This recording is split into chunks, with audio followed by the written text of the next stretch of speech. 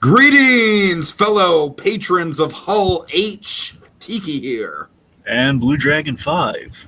And welcome to the Kickback Cafe, the show where we kick back, relax, and talk about anything but Disney. And today, Dragon, we are talking about Comic-Con! San Diego Comic-Con. Yes, San Diego Comic-Con, yes. Holy crap, Dragon, there's so much. I don't know, Dragon, for my money, this might be the biggest Comic-Con year ever.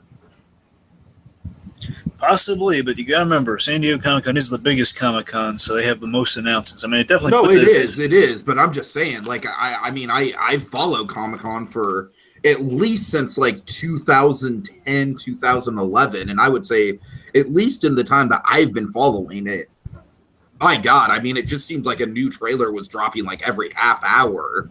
It was crazy. You gotta admit, for the most part, those put D23 to shame. You gotta admit. Yes, I I think D23 might do a better job with, like, having, you know, like, fun, like, catering to a specific fandom. You know what I mean? Whereas Comic-Con is sort of, like, all over the place. Like D23 has Colin Donahue being chauffeured around while they're dancing in the middle of the hall. Oh man. So, like, I don't know. Like, I feel like Comic-Con is just like I would go to D23 over Comic-Con any day of the week just to experience it, you know, like as a patron. But I think Comic-Con is definitely where it's at when it comes to announcements and whatnot. So, oh boy. So, Dragon, we split our D23 coverage up into 4 videos. And you know what we're doing, Dragon? This podcast is basically the equivalent to the Peter Jackson Hobbit trilogy. We're basically cramming something which should be like 4 podcasts worth of content into one book. One podcast. I realize that analogy just kind of falls apart. Forget I said anything about Peter Jackson. I'm a smart boy. Anyways, Dragon. Look at him go. Look at him go.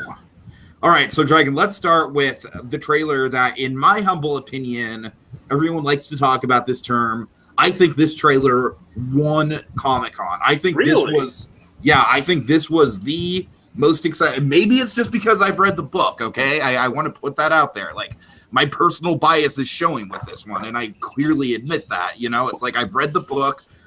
Dragon, I got to say, reading Ready Player One, the book, and envisioning it as a Spielberg movie, I never thought they'd actually be able to get all the pop culture stuff in there, because the book is such a smorgasbord of pop culture that it just felt like an impossible task. So, Dragon, that's why, for me, the trailer for Ready Player One, it slapped me in the face, because it was just, like, I totally expected the movie to be more along the side of, like, all right, well, we got this cool kind of world that will build up, and you know, the pop culture stuff we can just sort of yada around or use generic robots.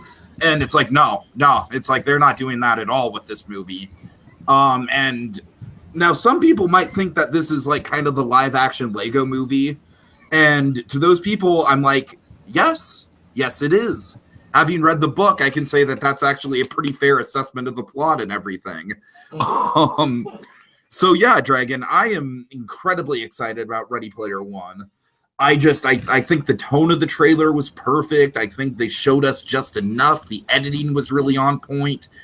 Great music choice by Rush.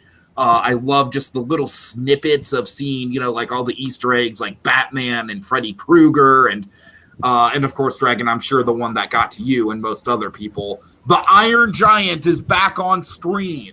Oh yes. In new content. And I hear he's going to have a big role in the movie. He does have a big role because he's our main character's main mech. Oh, really? Yes. Oh, wow. That's awesome. Yes. So I'm still looking forward to this movie. So basically, Dragon, this is going to be an unofficial Iron Giant sequel. Cool. Oh, yeah, I tell you, it's with that Iron Giant, I gotta tell you. So again, bear in mind, I'm going into this not knowing anything. If I'm going to guess, I would say that the Iron Giant and the DeLorean are the 2 things that are going to be used the most in this movie. Like, I could see the DeLorean being like a huge focal point of the movie, just based on the book. Those are the 2 things I'm definitely that caught my eye most are in this thing. I gotta say, most of those two elements. And I want to say in the Atari Game Over thing, we I want to say Ernest Klein, what he did is I believe he was the guy. And correct me if I'm wrong. He was the guy driving in the DeLorean with E.T. Yes, he was. Yes, he was. It makes sense. The guy loves a good DeLorean here and there. He does. Basically, the idea of the racing game that you see in the trailer, Dragon, I'm sure you probably picked this up, but the idea is it's essentially like just the world's biggest racing game where you can choose any car, any vehicle ever. It's just like it's completely open-ended. Right. And I tell you, this really grabbed me on this one. Again, just I mentioned already the Iron Giant and the DeLorean. But based on very little information, it's based on basically it's Willy Wonka with video games. That's kind of the sell line for me going into this. And I gotta say, when they release a second trailer, I really hope they focus more on that side of the story, because if I do have one complaint with this trailer, is for me as a book reader, it was awesome to see all of this visualized, but I can see how someone who hasn't read the books, like they wouldn't really understand what it all meant. You know what I mean? And so, like I said, there's a lot of dimension to the book, especially like the addiction to technology that a lot of people are on right now. And you see that a little bit in the trailer, Dragon, because you see the narrator talking about, like you see Cleveland, Ohio is piled up with like, all these trailer homes packed on top of each other, which is the iconic book cover, is that image. And so basically the whole idea is like this world, it's kind of like WALL-E meets the Matrix. It's like this whole world, like most of the population is so out of it and just so given up that they're just spending all their time online. And what the internet has evolved into is the Oasis, which is kind of just this giant virtual reality, like you can do anything with it. Like I said, as you read the book, and Dragon, I'm telling you, man, I'm stressing to you. Read the book before this thing comes out. Get a hold of it. Like, I'm sure you can get a Kindle of it on Amazon or something. Just do it, man, for your own benefit. It's a fantastic read. I don't know. I'm kind of tempted to go into it blind, then read the book afterwards. I don't know. I might get some fundamentals on it before going in. I might. If I were you, I'd read the book, but that's just my humble opinion. Right. But yeah, I like kind of this, what I got from the trailers, it's kind of this homemade virtual reality setup with the Oasis. Yeah, and here's the thing. I'm going to try, like, if you have any questions for me, I'll try and answer them. But, so essentially, Wade, the main character, has a homemade virtual reality, like a homemade port to the Oasis. And a lot, like, and then when you see all the, they're called Sixers in the book, all the corporate entities like going to the cars for the race, those are all like through a big company that's trying to take over the Oasis. Right. So what I'm trying to say here is that everyone who logs onto the Oasis kind of logs on through a different sort of piece of technology, even though it's kind of like a weird sort of like like universal USB.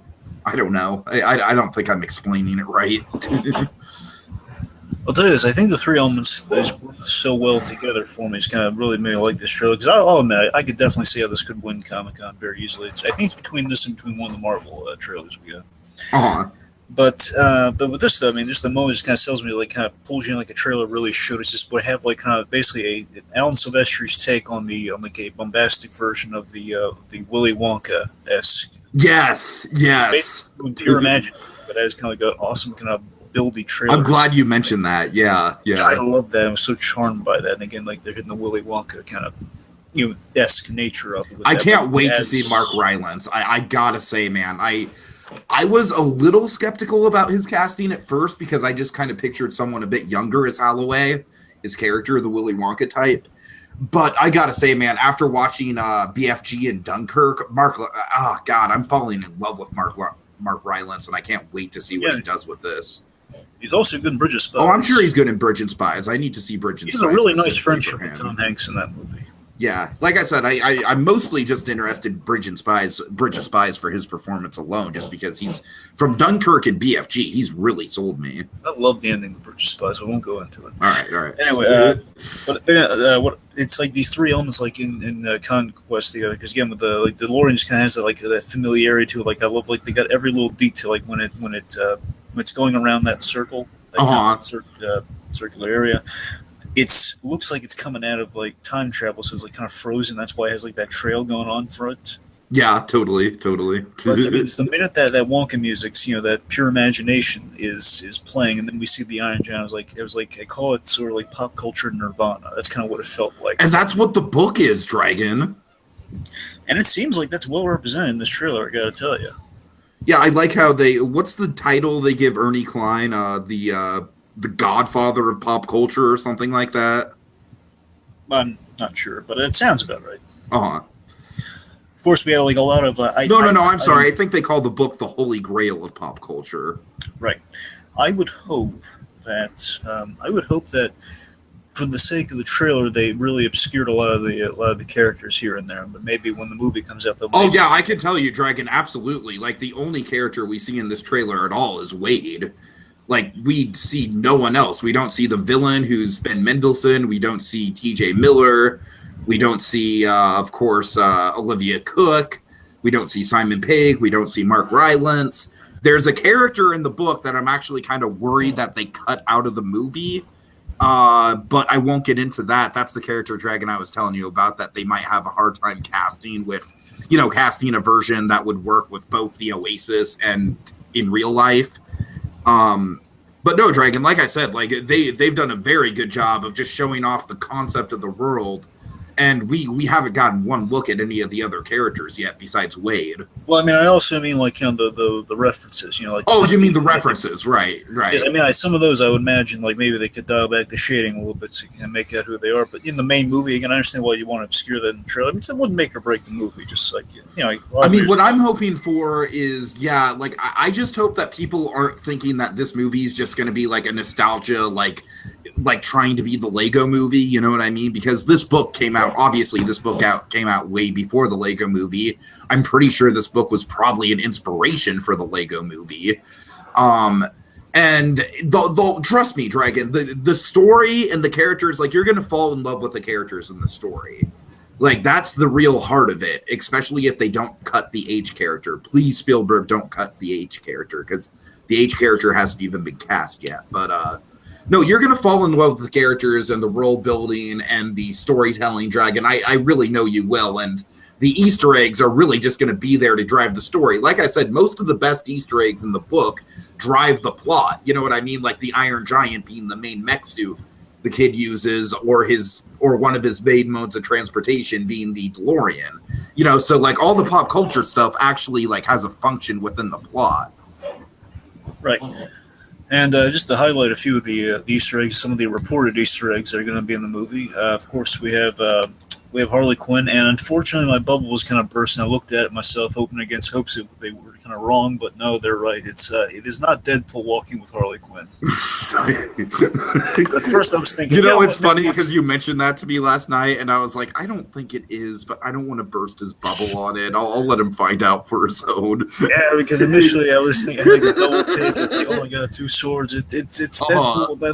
Then I kind of heard it through the grave and was like, no, they're just, well, again, like it might be like Spielberg found a way of sneaking in. I looked at like the freeze frames, like, yeah, the eye's missing, and he has like the grenade belt. That's Deathstroke. I mean, it's Deathstroke. Yeah.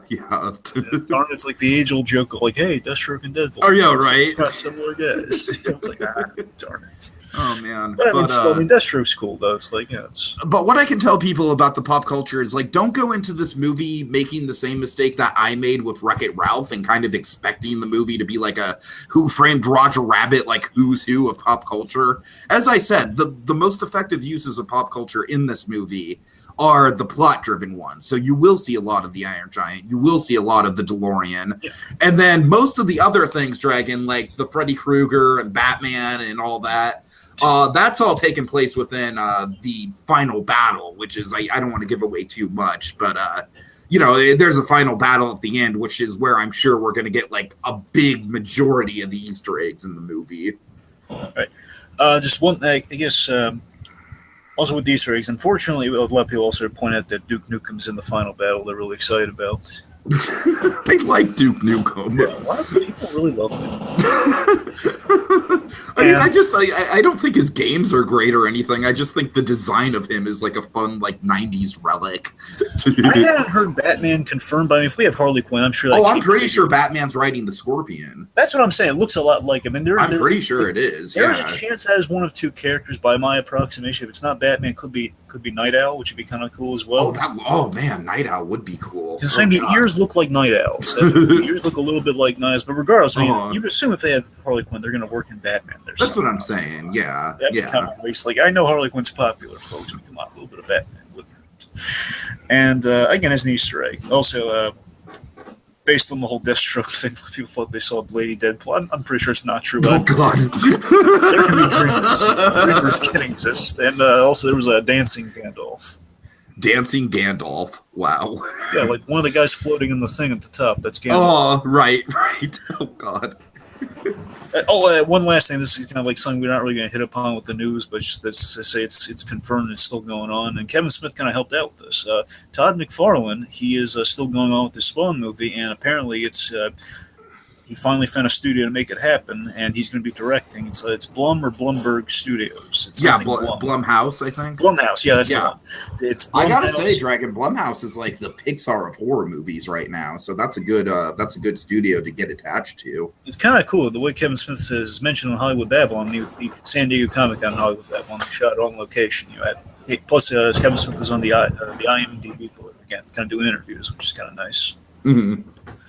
Anyway, so Kevin Smith revealed that he recommended McFarlane said, I want to do Spawn as a horror movie. Then he recommended Blumhouse, and nice.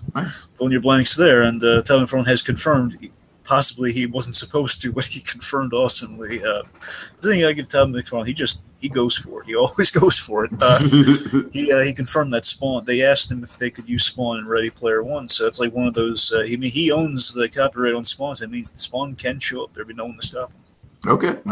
We'll see. All right. I don't remember Spawn in the book, but I'm just saying with all the other characters. I'm just saying, it's an Easter egg. Like, hey, there's Spawn if you see him. Right. All right, so Ready Player One, very impressive trailer, yes. Yeah, let's move on to the other really impressive trailer, which is Justice League. Oh, yes. Oh, boy, this trailer to me is a lot more promising than the previous ones. Dragon, I have the nitpick to end all nitpicks, all right? What is it? I still just really can't stand that come together cover. Here's the thing. And this is a reason this is better than the previous one. They come together, they get rid of it, like, early on in it only lasts like the very beginning. Okay, yeah, you're right about that. You're right. That's why I like. Yeah. That's another reason I really like this one over the previous one. But it's just like I hate how this trailer starts. I mean, it's cool because we see Wonder Woman in kind of like a hostage situation, kind of. But I don't know. I can't stand that cover of Come Together, man. It offends every inch of my being that is a Beatles fan. Well, here's the thing. Well, here's two things about that. So, one, the reason I think they chose Come Together is because they... I get why they chose Come Together, because it's like, hey, it's uniting the seven. They're coming together. Ooh. Not exactly what I was going to say, but... Okay, I was getting... Defenders is doing the Nirvana... They're using the Nirvana, Come As You Are. Oh, okay, right. I'm pretty sure that's the reason they usually come together as there is. They need a song. That's why I think they're really. They need a song that has the word "come" in it. Well, that's sure. My point is, here's I'm coming out with like the use of a song in trailers. I think Defenders. I would love it if Defenders just use that as their main theme, honestly, because it fits so well. I mean, there's no guarantee of that, but I'm just saying, that to me works as well as kind of like the Daredevil like or like all those other themes. That one just fits so naturally. We've kind of built in Nirvana and Netflix a little bit here and there with Jessica Jones. And I feel like the opposite of like the Come Together with Justice League. Yeah. It's just it's oh man, I don't know. The parts of this trailer that I'm scared of, Dragon, are the parts where the film actively tries to be badass. Well, let's break that down for a smidge here. But again, last thing on the song, what I'm really jazzed in mind about with the difference in score is that again, it looks like they're distancing themselves when they come together because they didn't even really play the song. It's like they started the song and then went into the score, and the score was a lot. It feels very Justice League. It feels very like what Justice League should be with their score. So that's getting me excited about it. Just from like kind of a melodic level, I guess. Getting into some of the cool stuff. Let's see. Yeah, so I think definitely the biggest thing with this trailer that I took away from it is just the scope of this movie. I mean, oh God, I don't know, man. It's so hard with a fucking, oh God, you know, it's so hard with a movie like this, with a Zack Snyder movie. And I know that Zack Snyder is not technically the one finishing this movie, but he shot like 80% of it, 90% of it. It's a Zack Snyder movie. Reportedly, I know people are going to go crazy the minute I mention this, but again, folks, keep an open mind. There are reshoots going on. Joss Whedon. No, I know that, but I'm saying Snyder still has his fingerprints all over it. Yeah.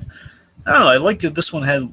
Again, it had more of a. I don't want to say a Whedon nest because again, I don't know how much he really could have messed with it from the time he took it on onward. But I'm just saying, it feels more promising than the previous one. Like the first other one was like, I'm going to look for like kind of the good elements of this one. The other trailer, I didn't really like it all outside of the one scene with the Flash. Right. Well, again, it's like the other one had like a few good bits in it. That's like, yeah, okay, at least we'll have some good bits here and there. This one felt like, genuinely, they might have a shot at this one. Yeah, I mean, the scope of it looks really good. It really looks like it is a desperate situation. I love how they're working the Batman side characters. I love how Gordon and Alfred both have really prominent roles here. One of my favorite moments is just Cyborg like, "Don't worry, Alfred. I got this." That's the thing. I was not sold on Cyborg at all, and now I'm a little bit more sold on him. That's the thing, yeah. From that line, from that moment, and again, they touched up some things. This trailer looks a lot better. And again, I don't want to say it's all Whedon, but I'm just saying we have. I think we've kind of. I'm sorry, I'm just trying to find the words here. Again, we've improved upon the CG a little bit, so Cyborg looks a little better, looks a little bit more practical, and again, the color palette's a little brighter. So again, they're trying to subvert some of the Snyder stuff, at least in the marketing sense. Now, Dragon, I'm gonna talk about an element of the movie that at first I was stoked for, and now I'm kind of backpedaling on a little bit, just based on the marketing. Yes. I'm not sure how well badass Aquaman is gonna sell. Aquaman had a really cool bit in this one though. I love when he takes down the parademon and has this cool like thing where he goes through like the building and then he without breaking stride kind of walks out. I thought that was kind of neat. Here's my thing with Aquaman. And I like that he has a shirt now. Okay, just hear me out. Just hear me out. I feel like DC is so well aware that Aquaman is like the big runaway, like, you know, like out of all the Avengers, or no, I'm sorry, not out of all the Justice League characters, I think Aquaman is probably the one, just based on the trailers, that's gotten the most hype surrounding him. And what I'm worried that they're going back and doing now is kind of basically desensitizing his character by making him too much of a badass, if that makes any sense. Like, I'm worried that he's just going to be kind of like a cardboard cutout, like, ooh, rah! You know what I mean? You know what I mean? Like, yeah, let's go! Ha ha ha ha ha! This is great! I don't know. Am I making sense to you, Dragon? I'm just like, what I'm getting from Aquaman now versus what I was getting like back during like, you know, Batman versus Superman or the teaser for Justice League is, it just seems like he's played more for just like, oh, look how awesome this guy is, and it kind of gives me an effect of something like Two Towers Legolas or something like that. I don't know. Like, I feel like they're trying too hard with Aquaman almost. Well, here's the thing: if they're playing it traditionally, Aquaman, the serious version of Aquaman, not kind of the mock version, is I mean, we've gotten back to this certainly. I'm saying for a time, they're basically going with the '90s aesthetic of Aquaman in terms of like, you know, the long hair and kind of like. No, I'm down with the aesthetic. The aesthetic's great. Yes. Go ahead. I'm sorry. But what I mean is, in the '90s, that's kind of what gave us the aesthetic, minus, you know, the hook hand. But essentially, that's kind of what we're going for. And at that time, and kind of what we've gotten back to in the comics now, and he's the serious king. He's the diplomat. Essentially, they play him a little bit like Black Panther. But in the trailer here, it seems like we're going for Thor. Yeah, right. And Because that's again, he's the king of Atlantis versus the Black thing is, Panther, like, king of I was Wakanda. more excited for him, like when it looked like we were more going the Black Panther serious direction and less the sort of broy Thor jokey direction. You know what I mean? And I don't want Aquaman to just be a bro. Does that make sense? And he just seems like such a bro in the trailers.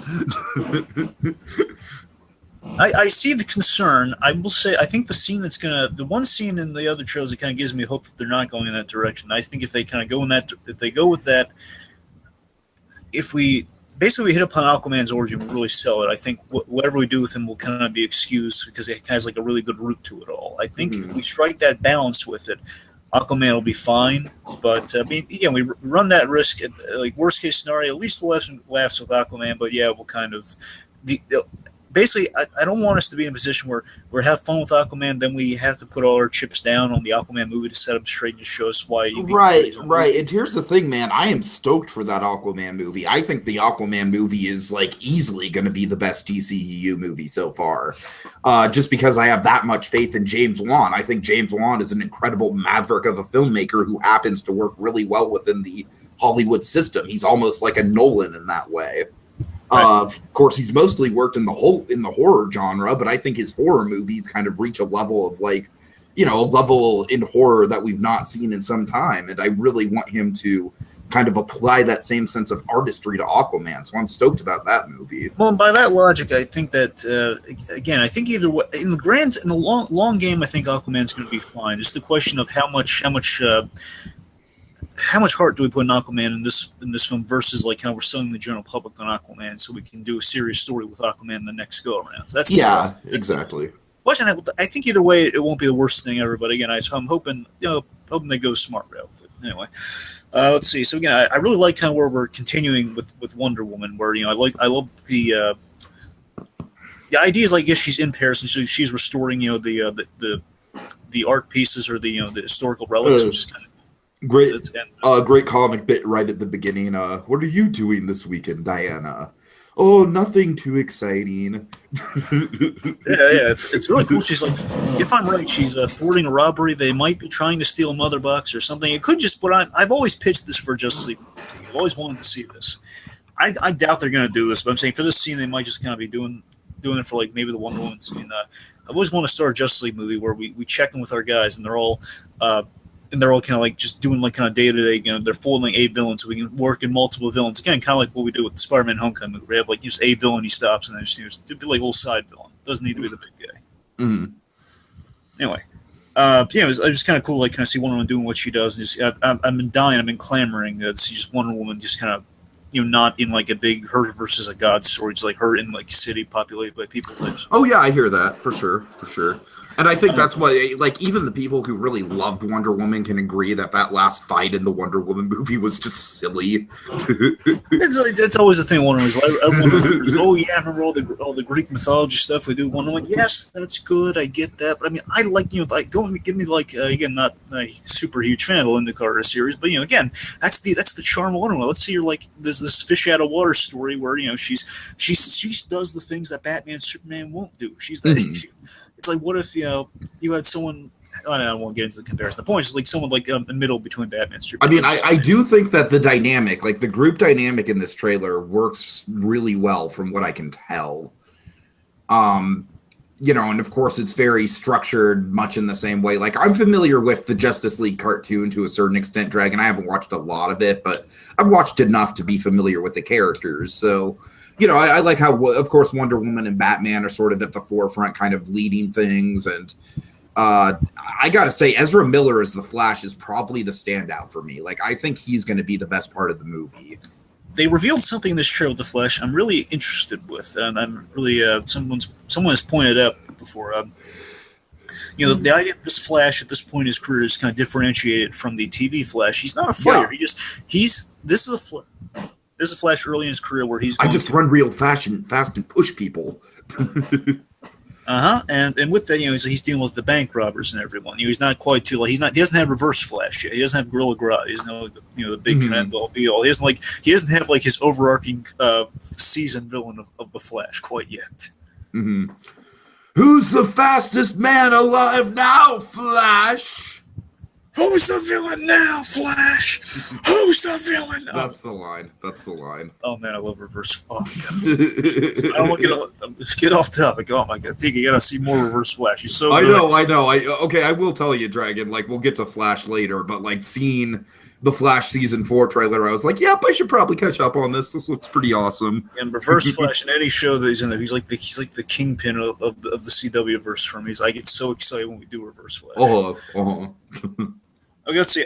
We had a really important little throwaway line. There are new Steppenwolf arrives. Steppenwolf arrives and he's in Themyscira. Most likely a flashback because we see Robin Wright's character in the character. And if I'm right, that's the premise of the movie is that Steppenwolf, under Darkseid's instructions, is going to Earth and he's retrieving 3 mother boxes. Cyborg has one of them.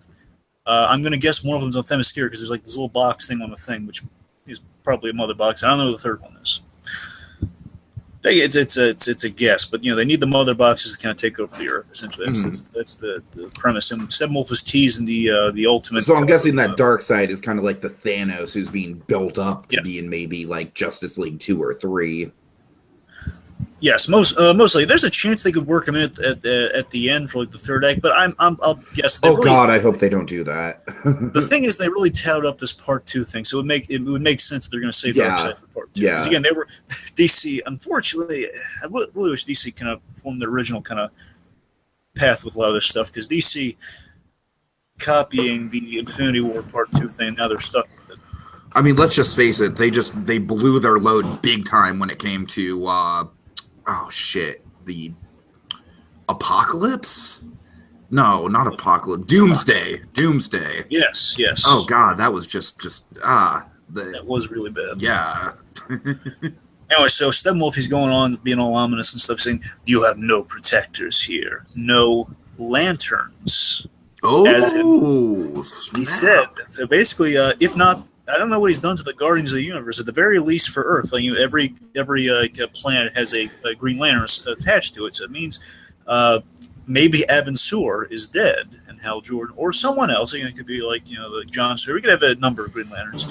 One is we might a Green Lantern might be arriving at the end. So it's definitely set up for part 2. The point is the Lanterns are out of it right now. And the idea of the Lanterns might have been the only force in the universe powerful enough to. Okay, that's cool. The Green Lantern rings are always touted to be a really powerful aim to use against evil.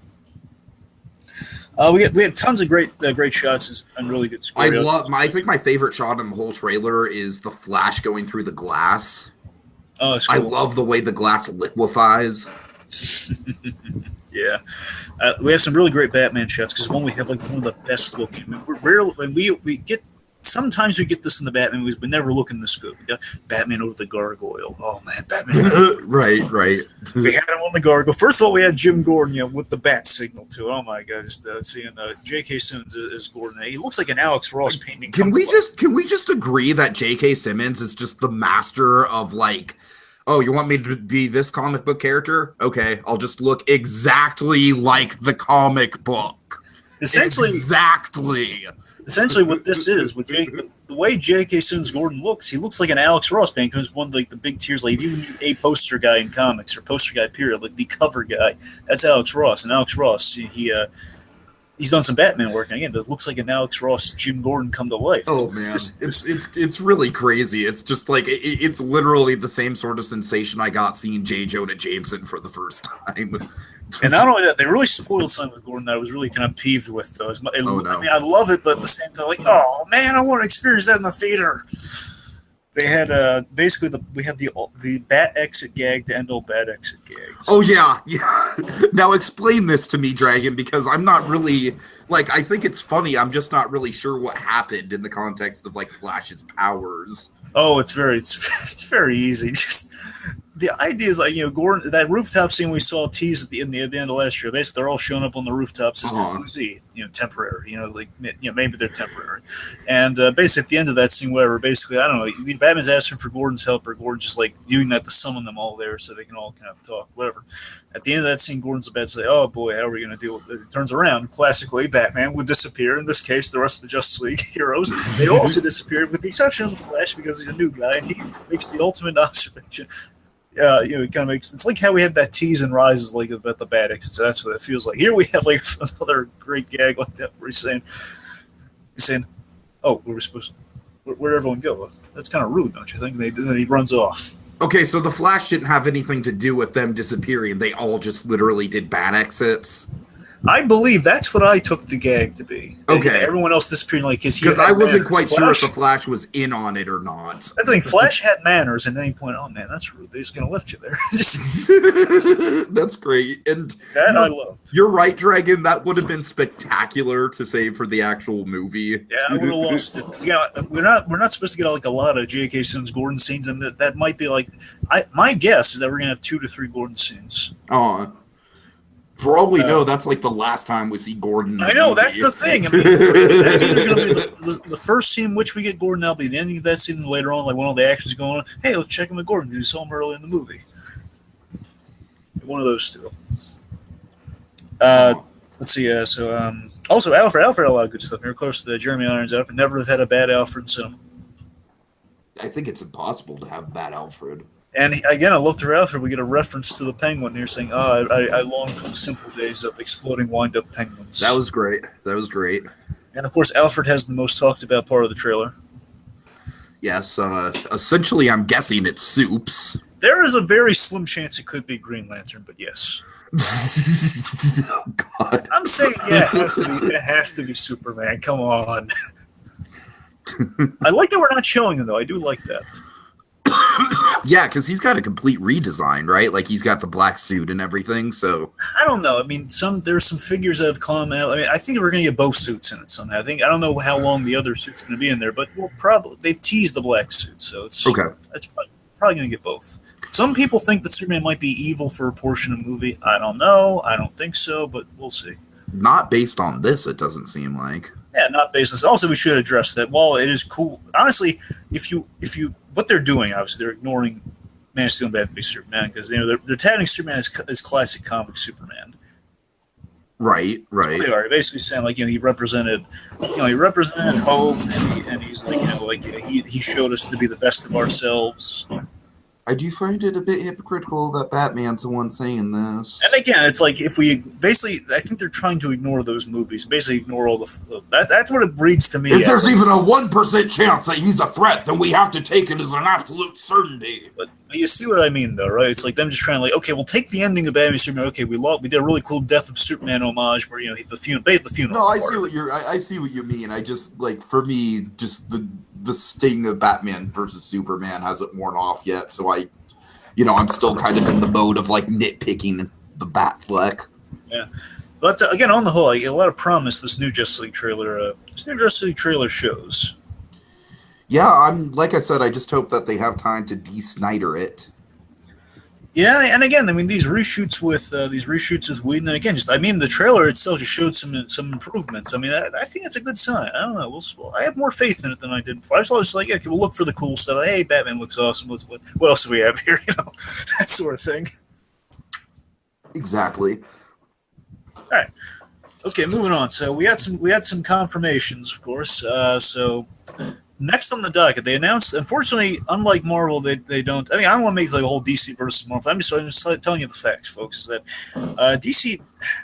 These announcements go a long way because they don't really have a long drawn out game plan with years nailed down. Because they make alterations, they add movies. They're laying down the track as the train's coming down the track. The only 2 alterations. Marvel had 3 alterations, but they're very minor. Doable alterations. Okay, we're not going to do the next Avengers movie will not be right after and be a 2. We're going to add Spider-Man to the mix, even though it's not technically in our lineup. And Inhumans is going to be 2. And yeah, exactly. They made 3, and honestly, Spider-Man took the Inhuman spot in a way. Exactly.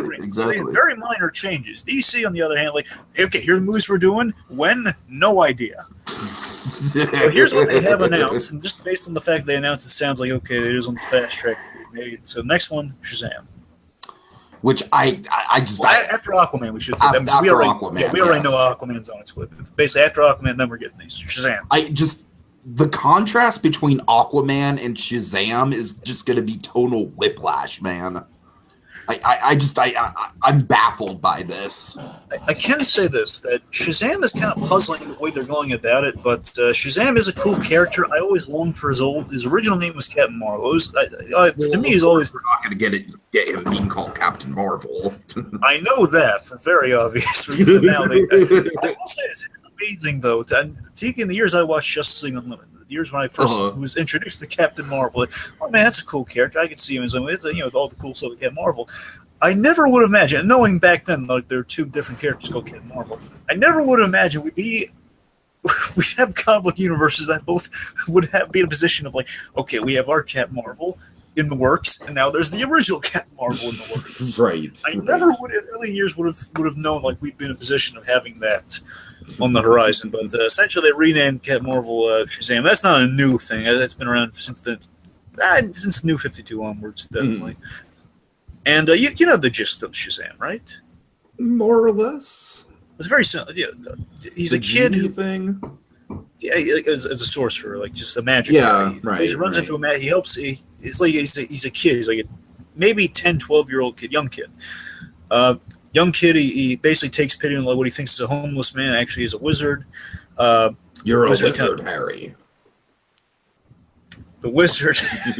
I'm sorry. The wizard uses his magic, and basically, it's like Shazam is an anagram for like all the great heroes of mythology and myth and all that stuff. And basically, that's what the letters spell out. And basically, whenever this kid says Shazam, again, that's the way it went originally. I forget how they've updated it because now it's not. He doesn't have the same weakness now, from what I understand. But he says Shazam, he gets struck by magic lightning, and he becomes a full-grown Superman-esque figure. Basically, Superman powered by magic.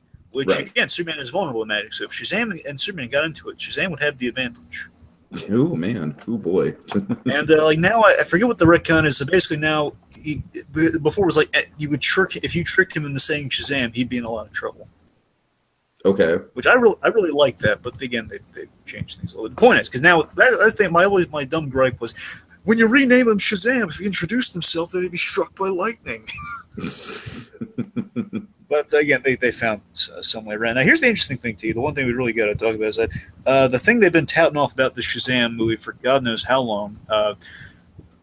Dwayne "The Rock" Johnson has been attached to this movie, not as Shazam, which either way would be good casting. Again, I could buy him. For the longest time, I've heard that he was going to be Shazam and Black Adam. Yeah, and I could buy that too. I would totally buy into that. That's the thing. I mean, they look exactly the same. Only one's in a dark costume. Exactly. That's the difference. Pointy ears in a black version of the costume. I really, man, that would be so good. But again, here's the weird thing. And again, I don't really get. I'm not super into Shazam, so I can't really vouch for how big a following Black Adam has. All I know is that in all the Injustice, the video game-based comics, they keep bringing him back because they really like him. Black Adam is apparently he's an anti-hero. To me, he always seemed like a bad guy. He was the guy Shazam fought. It sounds like he's kind of like a villain who, and keep in mind, I know very little too, but kind of sounds like almost like sort of a Blue Beetle kind of situation. I don't know if that's the right comparison. Probably not. Blue Beetle is a really different thing, Tiki. Yeah, you're right. I think I'm thinking something. Okay, let's say Venom. Let's say Venom. That makes more sense. Basically, it's like kind of like in terms of popularity, definitely like, hey, let's give him a spin-off and let's kind of do a little bit of the dark, anti-hero thing with him. Yeah, Venom. That's actually a comparison that makes sense. So, all right. Just but Black Adam's getting his own movie apparently, which is a little baffling because after all this time, I just can't with that. I have no words. I will say this: the thing they are promising, because everyone loves it when these two guys mix it up. They are promising Black Adam versus Superman at some point. I mean, that's cool, but I don't think he needs his own movie. I don't think he needs a movie either, but this seems like, again, folks, when we have enough movies, then we can like, okay, let's give Black Adam a movie. Okay, I like that character in that one movie. Let's give him another movie. Right. I mean, like, just, hey, we have The Rock, and we kind of have him trapped in a contract. Has the MCU even done like a spin-off movie yet? Let's see. I don't think they have. They've done like team-up movies. I don't think there's ever been a spin-off movie. We haven't. Well, technically, Black Panther. Technically, He was introduced in Civil War. And yeah, but you can say the same thing about Homecoming, though. That's a fair point. So if we're not counting them, then no. If we don't count those, then no spin-off movies. Yeah, so... I don't know. It just seems really like a weird approach to honestly, me. that's the one marketplace they have a lot of spin-off movies in the works. So I guess they're doing that to differentiate themselves from Marvel, but I'm not opposed to the spin-off thing, but again, you want to have an established universe first. That's the problem. That's the thing. Like, to me, it's like no one's gonna like. I mean, I don't know. All I know is that these characters aren't like the kind of characters that are gonna draw like huge crowds the way that. And the thing with Marvel is that Marvel can pull a property like Guardians of the Galaxy, but Marvel obviously has the track record behind them. Whereas with DC, I feel like DC's bread and butter is the Justice League. You know what I mean? It's like, that's not to say they can never make movies that go outside the Justice League, but DC has a wealth of really cool characters that could really benefit from solo movies, but they always go with the poster boys. Yeah, but what I'm saying is that I think there's a reason they go for the poster boys, which is, you know, I just think it's just they're way more brand recognizable. Yeah, I don't know. That makes sense. All right, so Shazam was announced. Also, this is we didn't get a lot with this, but we did have a big name change that is really lighting the world of buzz. We have Flashpoint. Yeah, and there's been a lot of drama on this movie as well, but I'm pretty excited for it considering I really like what I'm seeing from Ezra Miller in Justice League and Flashpoint Dragon. Am I going to get caught up to that when we get to The Flash, like if I watch seasons 2 and 3? Well, definitely season 3 is the Flashpoint season. So okay, that's okay. Season 3 is all Flashpoint, and there's an animated movie. You just want the animated movie is the one you want to watch before that movie comes out. That's the one you really should watch. I mean, in all likelihood, I'll have seen The Flash before the movie comes out, but... Well, I mean, you know, that's like they adapted the comic, which is Flashpoint, into an animated film, and then, you know, they did it on the TV show, and then we're going to have it in a movie. Everyone loves Flashpoint. The reason for that is that it gets you the alternate, the Flash messes with time, and there's everyone loves time travel, man. I mean, that's just a God-given fact. They do. I mean, Flash time travel is quite a great deal. Flashpoint's like the main reason people love Flashpoint is because it affects the entire Justice League. Like, it affects the whole world, and we see like all the. Well, Tiki and I have been saying that we agree with this, and it's not completely off the table, but again, Robert Zemeckis as the director, and this essentially would be doing Back to the Future 2 with the Flashpoint movie. That'd be so perfect. That'd be so perfect. 1985, but as a movie. Flash goes back in time, and then essentially Biff has a casino. Essentially, that's kind of what you get. You know? God. No, seriously though, that's the thing. He goes to the Flashpoint. He goes to save his mother from being murdered, and in doing so, he botches the timeline because there's a ripple effect, and like that's how you get Thomas Wayne as Batman. Which Jeffrey Dean Morgan has said, you know, when he was cast, he was very much looking forward to doing a Flashpoint, Batman movie. And I would be so down with that. I mean, again, that'd be perfect for him. That would be a spin-off I could get behind. I'd love to see that. And I mean, the only hesitation I have is that again, it's not that we just because we did the animation. That's not the thing. But I'm saying we kind of did it on TV and we didn't really use it to its full potential. But at the same point, the Flashpoints, it's like Flash's first movie would be mainly riding the coattails of the Justice League. It's not like his own movie. It's like you can't just have him versus, the Rogues Gallery, a team. We haven't really he hasn't really gone up against a team of rogues. It's usually been one-on-ones in the TV show, and we just haven't seen him do that yet. Mm-hmm. Kind of bugs me that we can't have him have his first act. We can't have again, I'm just going with the Zemeckis example here.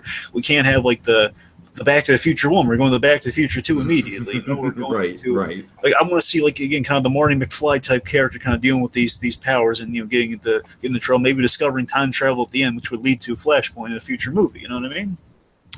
Yeah, but I do think that it's understandable that they're doing Flashpoint for me, because keep in mind, I'm less of a fan of this stuff. Like, not that I don't enjoy it, it's just I'm not like really as invested in it as you are. And for me, I think Flashpoint does kind of get me more interested in this movie than I would be otherwise, because I do have some familiar connections to Flashpoint, and I do really like the idea of time travel. I mean, would I like to see the Robert Zemeckis 1985 thing? Yeah, but I also think if Robert Zemeckis were directing Flashpoint head on, I think he could do a great job still. So I'm just hoping that Robert Zemeckis stays attached. Well, I mean, saying he's not officially attached. I'm saying he's in the running, but also here's who is in the running, who might be coming back to it though. Lord and Miller, who originally on the project, they are in talks to come back. Oh dear! Because now they're not working on Han Solo. I mean, I think their brand of comedy works way better for the Flash than it did on Han Solo. So yeah, if the studio wants that brand of comedy. Which feels natural for the Flash. To be honest with you, though, I think for a story like Flashpoint that does have a lot of, I think Zemeckis would be better at a story like Flashpoint. Yeah. So. And the one thing I could see with Flashpoint, again, the benefit of doing Flashpoint is that for this universe of like Justice League being our main brand, it would make sense to do Flashpoint. Again, maybe not right out the gate, but it would make sense to differentiate themselves from the TV show to do Flashpoint, which the TV show really hits upon the origin of Flashpoint.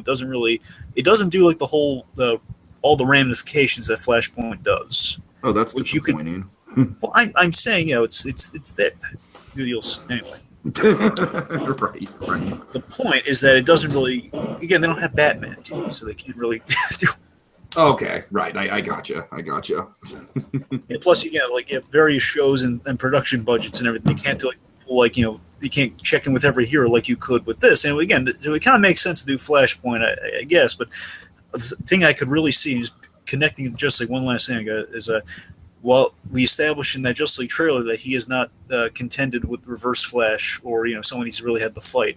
What if Flashpoint introduced Reverse Flash, and that's kind of our bridge to Flashpoint? He introduces him. He's a time traveler, so if that introduces him to time travel. I mean, I definitely think there's a big possibility Reverse Flash could be the main villain of this for sure. And possibly, again, depending on what we see in Justice League, maybe that time travel is kind of goods to that bit thing in Batman v Superman, just the discovery of time travel. Right. I don't know. Again, it's the point is let's introduce Reverse Flash with Flashpoint because he is in that story, but that was the big introduction.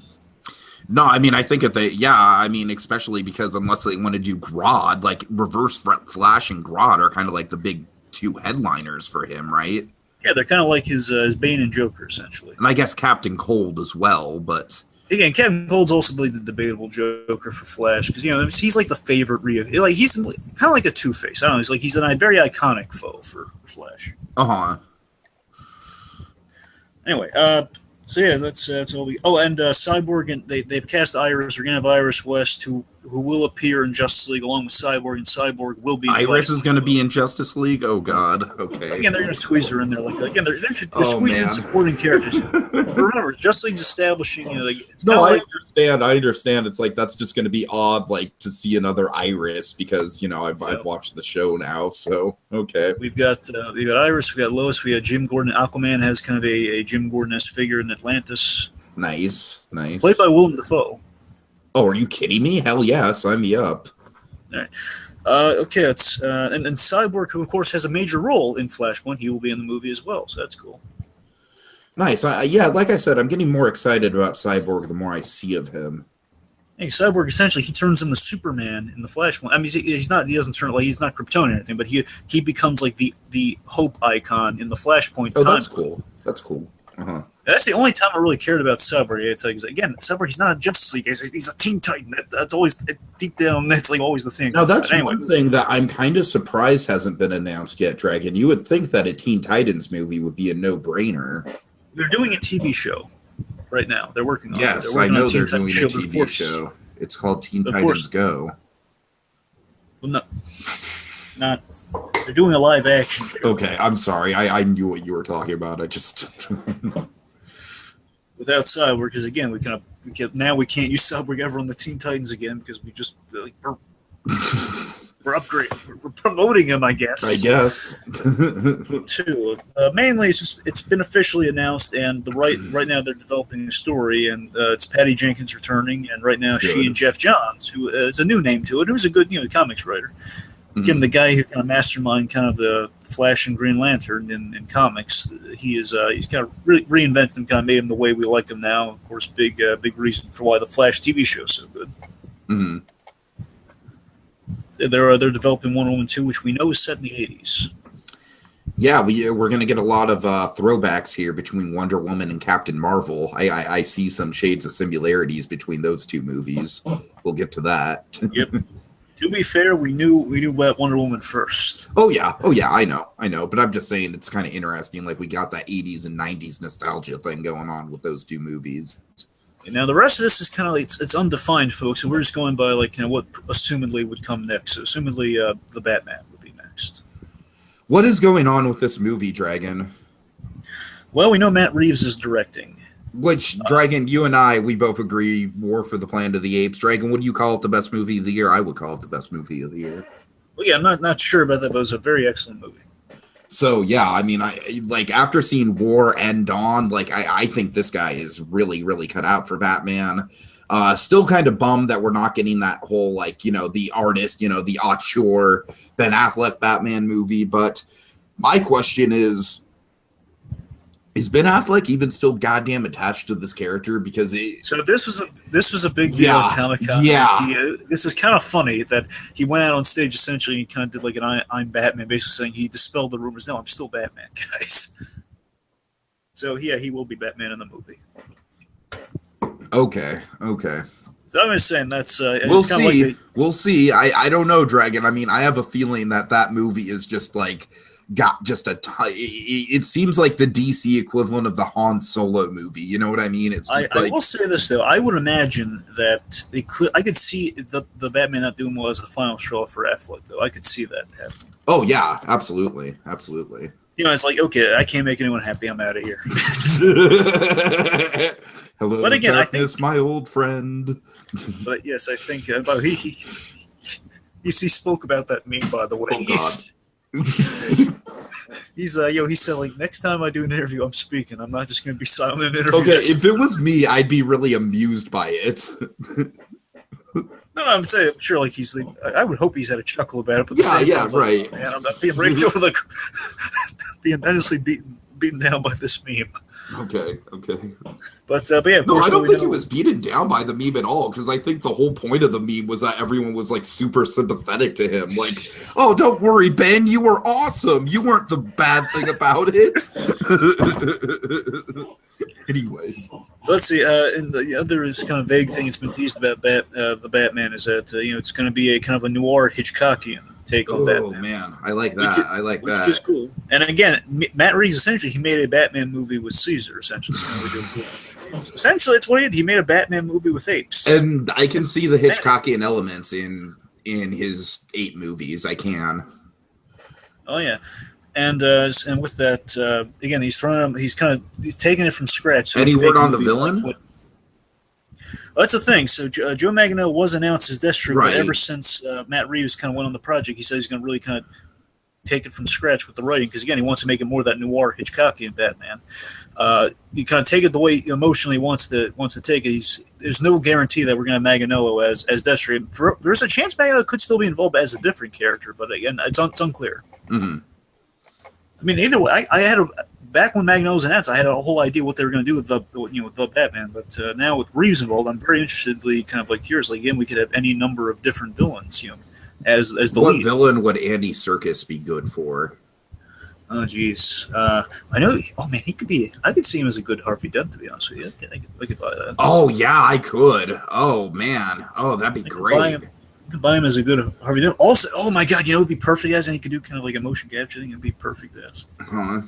Clayface. Yes, Clayface. I could see that. There's one other, and I could see him as this character. But seriously, though, I would make a pitch for Matt Reeves to do this as the Batman villain. If he's doing an emotional Hitchcockian story, seriously, he could do the proper Mr. Freeze. Mr. Freeze. Oh, And God.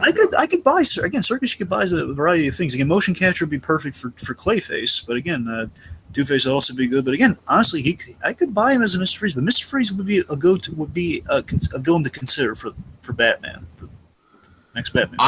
Because Mr. Freeze is a villain that has so much potential. He's got so many layers to his backstory. That's what I'm saying. If you were going to bring Batman to the big screen, how can we do things differently? We're going to take one of the best. And Mr. Freeze is also like a super well-known Batman villain who hasn't properly been brought to screen yet. That's what I'm saying. Like, how are you going to own Batman for like bringing it back with the Affleck Batman? You know what? What's a villain we've been too scared to bring to screen ever since Schumacher? You know, we're going to do in the series. We're going to do like what killed the dinosaurs? The Ice Age. Like, we're going to do a Heart of Ice take on the big screen. Oh God, what is the title? Well, I know the title is going to be The Batman, but what if the title was The Batman and the subtitle was Heart of Ice? Oh my God, that would. that tickled your fancy there, didn't it? That would. You'd see everyone just Heart of Ice. You'd see a billion people simultaneously sending in their money. Okay, everyone would say, Mr. Freeze again. After War of the Planet of the Apes, take my money, send all my money. Right. All right, let's see. So, moving on from Batman, let's stick in the Bat universe a little bit here. We have Batgirl, which officially is going to be called Batgirl. That's really the most we know about, and it shoots in 2018. It shoots in 2018, and Whedon's directing it, correct? Those are the three details we know. It's going to be called Batgirl, shooting in 2018, which means it'll be coming out when they're shooting in 2018. It's suggested it will come out in 2019. So, Dragon, I have one question about this that I'm curious about. Do we know if they're going to address the Killing Joke in this? Well, I would say no. If I'm going to guess, I would just say no. Like they're just going to pretend it didn't happen, but she'll be in the suit walking. So right. With that, I'm going to assume it's before Killing Joke. Okay. They could do Killing Joke as the movie if they wanted to. Oh, I don't think that'd be a good idea. That would not be a good idea. I'm not saying they should, but a lot of that would depend on what they're how the Joker's up in the air right now. What we're doing. Oh God, yes it is. Yes, so that's what I'm saying. It depends. Like if they wanted, I'm not saying they should, but if they wanted to do Killing Joke, they would have to figure the Joker thing out. Then they'd have to figure out how to go about it. Of course. Because again, Killing Joke to me would be like a sequel to a Batgirl movie. That's what I'm thinking. Yeah. Okay. And yeah, I don't know. Like the Batgirl thing, I'm a little bit more skeptical about, just because. But Whedon really loves the character of Batgirl, so I think he's going to do a good job. Okay, yeah, that's the one thing I have to keep remembering, because I know diddly about the Batgirl character. Whedon really loves female comics characters. He really does. And you know, saying Buffy essentially is like him doing a comic character without actually having the rights to a comic character. Right. Okay, and then the other movie we have announced is a Nightwing movie. Yes. Now this is Chris McKay, and if I'm right, Chris McKay is the director of the Lego Batman movie. Sounds right. Yeah. Who is doing Nightwing? There's nothing saying it won't be in the DCEU. So I'm saying if I'm Batgirl, most likely Nightwing will be there too. I'm saying it's like 90% confirmed. There's a very slim chance they could say somehow pull the rug out from others and say no, it's not continuity. Here's why I got the Lego Batman movie. Got to do it. Again, I think they're gonna have enough sense to say, yeah, we're gonna make a really good Nightwing movie. Uh-huh. And it's a little vague with the details. What we do know is that he really cares about the character of Nightwing. He said, okay, well, I'm looking for an actor with Nightwing who can do the martial arts, basically promising some stuff while he's saying what he's looking for. A lot of martial arts, a lot of gymnastics, a lot of stunts, and also a lot of emotion and heart. The guy's going to be put through the emotional ringer. An actor can do all of that, so it kind of give a tease of what he would like to do with the Nightwing movie. Yeah, I think a Nightwing movie has a lot of potential, because Robin is a character that, of course, has been in the pop culture lexicon hugely. Like, he's a huge pop culture figure. He's an icon. And, to do a proper Robin movie where it's like we're taking the character, I'm assuming this is going to be Dick Grayson, right? Yes, Dick Grayson. That's what I assumed, yeah. Basically, this could be before the death of Jason. Obviously, it would be before the death of Jason Todd that we kind of start Batman v Superman with. Yeah, that's the thing, Dragon. I have a feeling we're going to be jumping around to a lot of different time periods with these different Batman spinoffs. Like, I have a feeling that might be the device they use to give us, like, different eras of Batman. Yeah, honestly, it would be kind of cool is if we the Nightwing story, like him, like beginning as Nightwing is the main story. We have a few flashbacks of why he quit. That could be like the mystery you solve in the movie, possibly. Like, you know, why? I mean, Ben Affleck had like kind of a small role as Batman in the movie by doing that. Yeah, exactly. Maybe we introduce some other Batman villains. Again, it's a way of like introducing them without doing a whole movie based on a villain, like Two-Face and Black Mask. Black Mask could be the main villain. Two-Face could be the reason, like he was facing Two-Face and then he quit being Robin. Something like that. All right. Okay. Following Nightwing, Suicide Squad 2. They have. Here's the thing. I just can't. I'm done with this movie.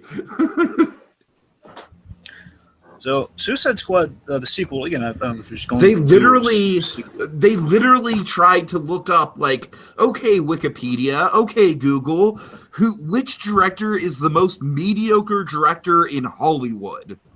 That's a little harsh, come on. No, here's the thing. This guy is not a bad director, but he's certainly not a great director. He's just a very, very, very cookie-cutter director. All the movies he makes are super cookie-cutter. This is the guy who makes most of, like, the lame, like, Liam Neeson, you know, like Liam Neeson cash grab movies. Yeah, not even the original Taken of all the Exactly! That's what I'm saying. This is the guy who's making the Liam Neeson Taken cash-in movies. Yeah, like based on the movies that they're not Taken 3, but they probably should have been Taken 3. I mean, Dragon, I don't know. This is just another bad decision in a line of bad decisions. Like, I'm trying to be positive about the DCEU, and there's certain things they're doing that are pretty promising. I just think they should drop Suicide Squad. I don't know. I mean, then again, what do I know? You know, it's like a lot of people do seem to like it, and it's a very divisive movie, you know, and it did get a pretty surprisingly healthy number at the box office, but yeah, remember deep down there is a lot of love for what the Suicide Squad is. I'm not saying how the movie turned out. I'm saying what the again, you saw Assault and Argument. The Suicide Squad's a really fun premise. No, it is. It's just like the editing in that movie was just so bad. It was so bad. The hope is that they're gonna take in the criticism. They're gonna actually scoop out all the stuff. I want Mel, man. I want Mel. Yes, so that's what I was getting at. So Mel Gibson was, for a while, they almost had Mel Gibson. That would have been perfect. Oh, my God. They had to delay the movie, so they kind of lost Gibson because of that. There was, like, scheduling things. There was, a delay. They should have goddamn waited. They should have just waited. They should have just been patient and got him. I don't know. Yep. They're shooting, reportedly. So, again, if I would kind of find out chronology, I'd guess after Wonder Woman 2, then we're going to... Again, I would like to think the Batman. Then we're gonna get Batgirl. Then it all just depends on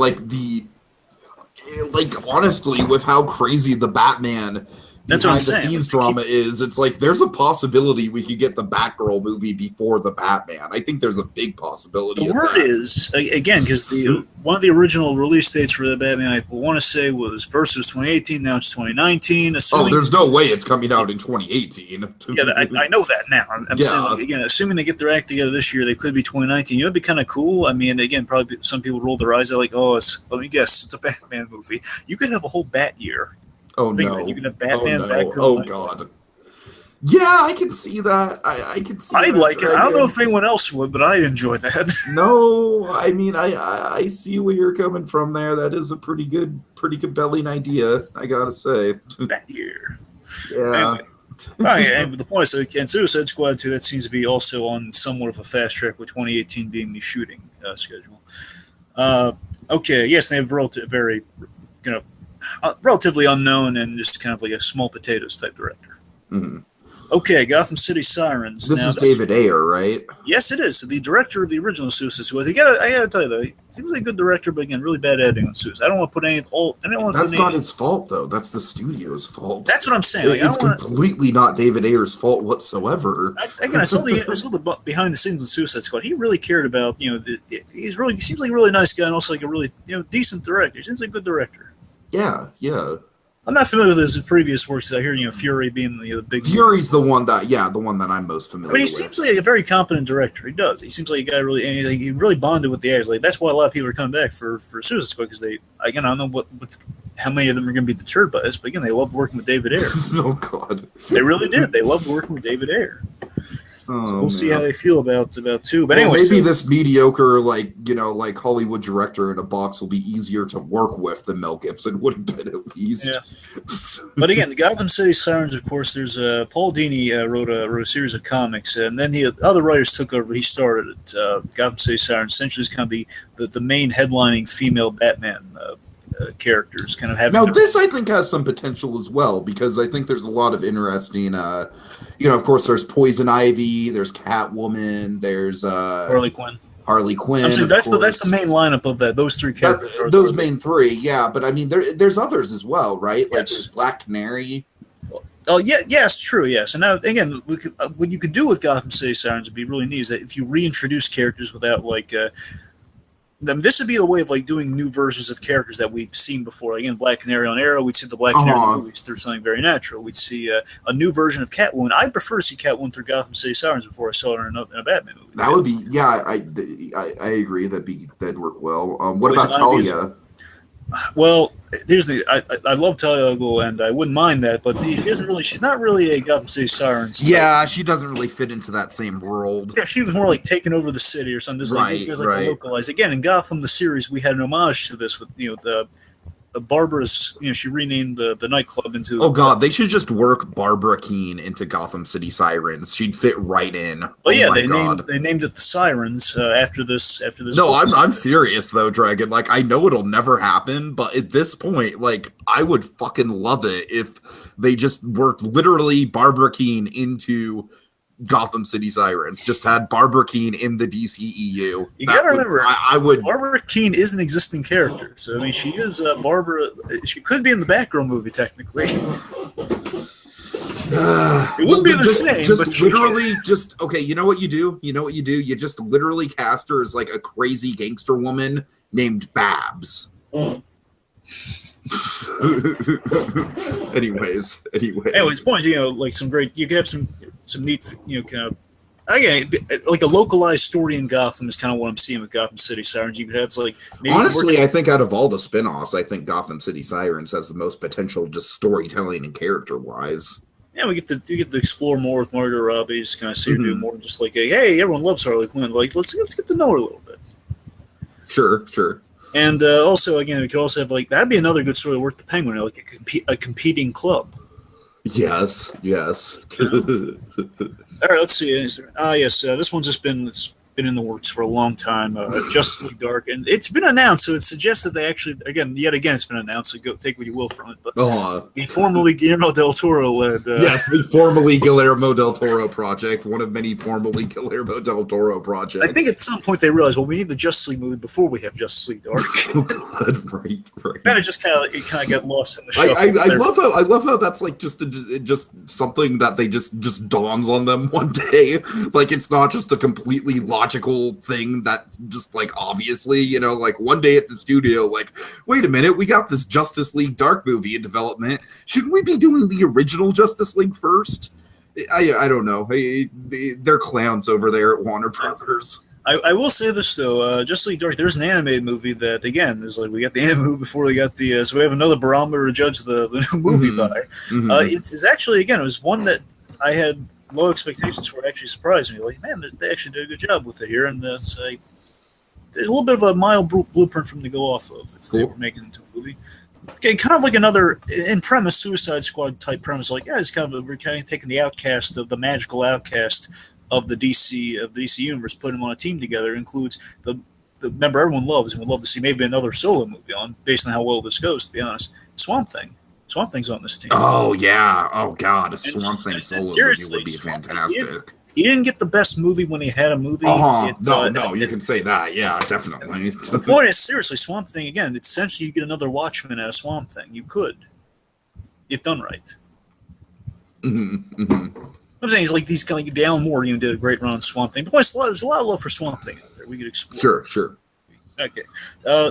Last thing outside of the DCU, we have Wonder Woman. It's called Professor Marston and the Wonder Women. This Wonder Woman documentary, biopic, not that. Yeah. Now I know some fringe stuff about this subject. I know that Wonder Woman was definitely kind of there's some very interesting kind of like sexual overtones to her when it came to her creation and what it meant for the guy who created her. I don't want to get too specific into that because I don't know the details, but this documentary could touch on some pretty pretty controversial and risque things, I think.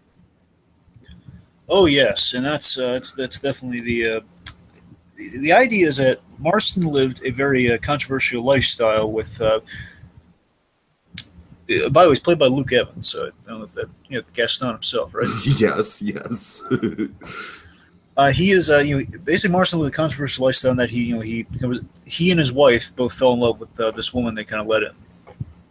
It's kind of this woman who kind of lived with them. They kind of it was kind of a trio of love, if you will. And this woman essentially was the inspiration for Wonder Woman. That she had these metal bracelets. And just a lot of the fundamentals of Wonder Woman came from this relationship they had, and of course, just kind of him.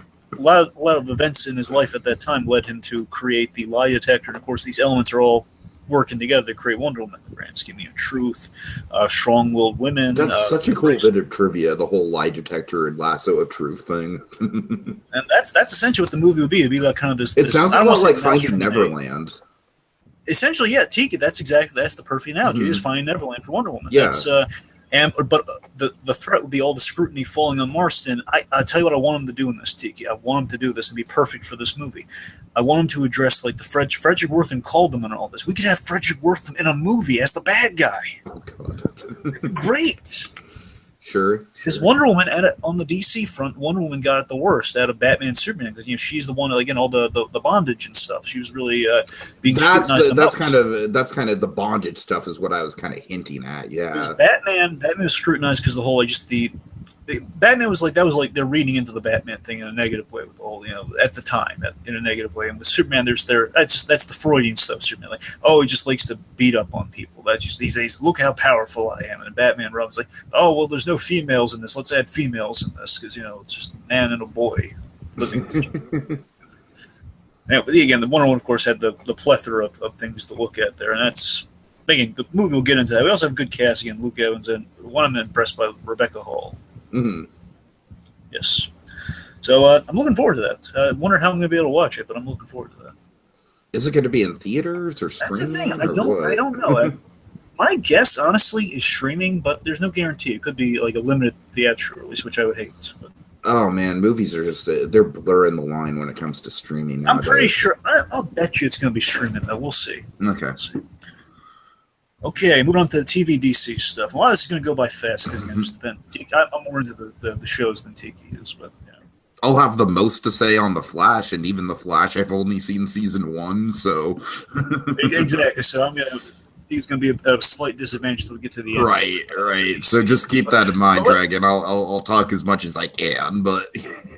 So let's start off with Krypton, which really surprised. They announced a lot of really cool stuff for Krypton I did not see coming. I just thought it was going to be simple, I didn't even know it was going to be a series. I thought it was going to be like a special in sci-fi. Oh, I knew it was going to be a series. Oh. But yeah, Krypton looks promising, I guess. I'm just worried about the network behind it. I don't think Sci-Fi has a great track record. Well, here's so again, Krypton very simply has been pitched as, and the 30-second advertisement of it has been very simply, okay, we're going to see Superman's grandfather on Krypton. His name is Segel, S-E-G-L, Houseville. And basically, it's going to be we're going to see more of that kind of that cool sci-fi-ness on Krypton that we kind of saw in the opening of Man of Steel. So basically, kind of a series, which is still, in my opinion, the best part of Man of Steel. But again, I mean, Krypton is a cool sci-fi place to explore and kind of do stories on. Because again, it's like it's a place where it's kind of it's a very evolved scientific community on Krypton. We're kind of getting to the roots of it even before Jor-El's time. So there was already some potential with that idea. It wasn't going to be like lighting the world on fire, but it could have been cool. But now they've added some interesting levels to it. I didn't see coming at all. I was just so blown away by this. Is that not only is it's not just set in the past with the Segel story. Mm-hmm. I don't know. We're going to have somewhat of a time travel element to the show, which is kind of cool. Adam Strange and Hawkwoman. I don't know if that's Hawkgirl promoted or what, because I know Hawkgirl. I forget if Hawkwoman's a different character. The point is someone calling themselves Hawkwoman. And Adam Strange is kind of like your Flash Gordon type. He's a guy who could buy time travels through time. He has different portals to dimensions. He's a very sci-fi character. they get sent back in time, and the idea is that Superman villains are also traveling back in time, and they're trying to erase the bloodline of the L family so they can get rid of Superman. And it's up to them to protect Superman's bloodline, starting with Segel at the earliest level of the bloodline. And Segel, and this is something that's kind of really turning me on to the show, is that apparently this is Segel at a really bad time in his history where he's been stripped of his symbol. Like apparently he's done something so bad or so embarrassing in Krypton, they removed the Superman S from his the crest of his family. And like, he's really depressed in the beginning of the show. That's what they've been kind of saying, is that he's like it kind of sounds like Game of Thrones.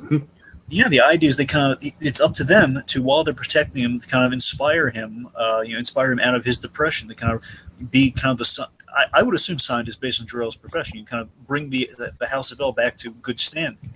But also, and there's a chance basically we're going to go in different periods of Superman's life and we're going to be protecting him from stuff. Which that to me sounds kind of cool. I'm down for that. I'm less down for the whole, like, going into different time periods of Superman's life. Like, I'd prefer if it was all prequel, because I think there's a lot of, like, mythology and story to tell without it becoming a Superman show. Like, I think it's kind of like the opposite of Gotham, right? Like, with Gotham, the show is now kind of like, it's got into a point where, okay, we've got the Batman stuff, basically. But with this, I feel like, setting it so far back in time, like you had in Krypton being such an alien place, it's a familiar location, but there's a lot of different, like storylines you could do with it, like the politics and everything. So I don't know, Dragon, like that's the thing, is like, I just kind of wish it was more on the prequel side of things and less on trying to make it a Superman show specifically. Well, again, a part of me thinks it's like about protecting the blood. All they said is it's protecting the bloodline, which doesn't necessarily mean Superman will be how much Superman is going to be. Again, they're a little vague with like how much the time travel or how the time travel is going to be used. It's just my guess is that it's going to be. I would imagine, like, let's just guess it's like 10 to 13 episodes. All right, let's guess that. Let's say the first arc will be with it'd be a couple episodes we'll spend with Segel, then we'll go to Jor-El. Then maybe they have to protect the Kents at some point. Again, I don't know. Maybe like less Superman, but more like people connected to Superman that are responsible for him becoming the hero he is. I don't know. Right. We'll see. We'll see. Okay. Flash. All right. Yeah. I can actually talk about this. Yeah, this looks good. Like I said, it kind of gets me reinvigorated and sort of wanting to go through and watch seasons 2 and 3, especially like all the Reverse Flash stuff that we see in this trailer. You did watch the 2017 Comic-Con stuff? Why is Reverse Flash not in the? Because what I saw in the 2017 trailer was like.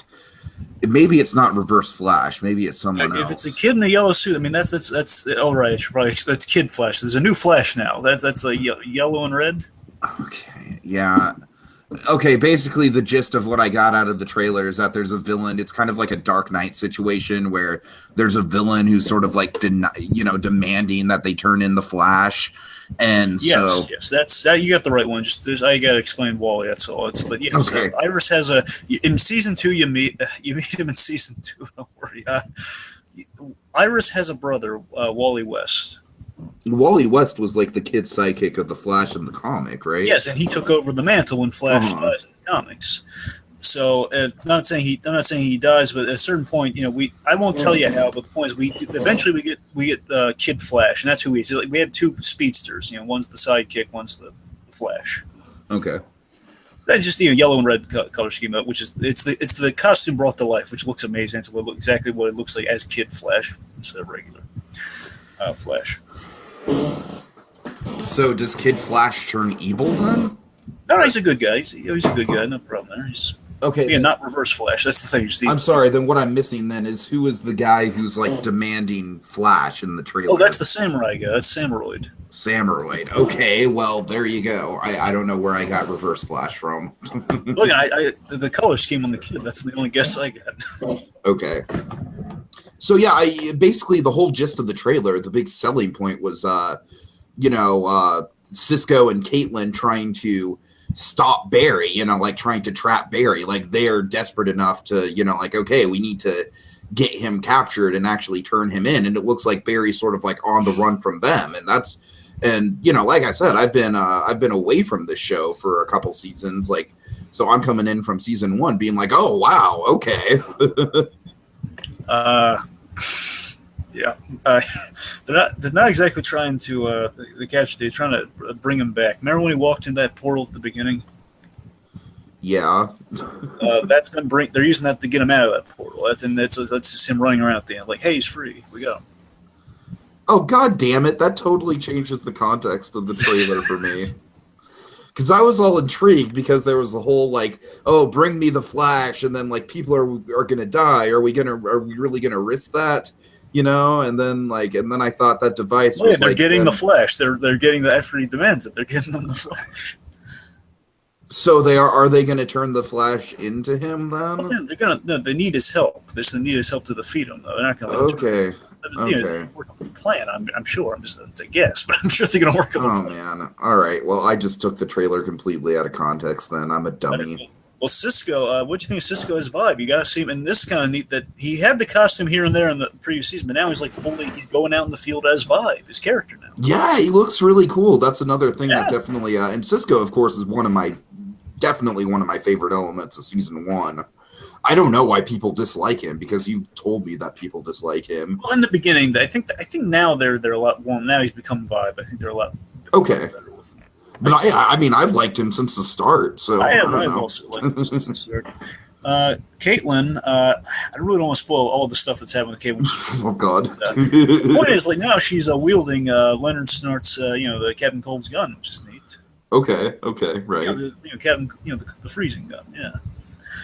Let's see. Again, Samuroid, ridiculous, but kind of. I mean, in a good way. He's really in a good way. And I love he's using the swords here, this huge gust of wind and stuff, just like almost pancakes Joe with a car. I love it. Like they're mocking it, like, oh yeah, what are you gonna do with your little sword versus us? Mm-hmm. Well, a lot apparently. Now the overarching villain of Flash is going to be a character. They're not doing a speedster bad guy this season. The big baddie of this season. It's going to be someone called the Thinker. Okay. Who essentially is a very, definitely a guy who plays mind games, as you can gauge by the name. So he's going to be the big bad, and someone, again, first time they're not doing a speedster. They keep doing a speedster for the first 3 seasons. Mm-hmm. A different one, As much as I would appreciate Reverse Flash every season, it is not Reverse Flash every season. Okay. Anyway, good. I don't want to fall down Reverse Flash rabbit hole during it. Also, Flash is in a new, cool, updated suit that we haven't really gotten a glimpse at yet. We saw we do time travel a lot in the Flash, especially the 3rd season with the Flashpoint thing. Mm-hmm. There's time travel definitely in that season, and we saw what the future Flash suit looks like. I hope we're kind of getting there because that suit looked really cool. It has a little bit more yellow in it, so yeah. All right. But yeah, Flash looking good. So, Dragon, can we just breeze past these next 4? Supergirl, Arrow, Legends of Tomorrow. All right. I guess next 3. All right, Supergirl.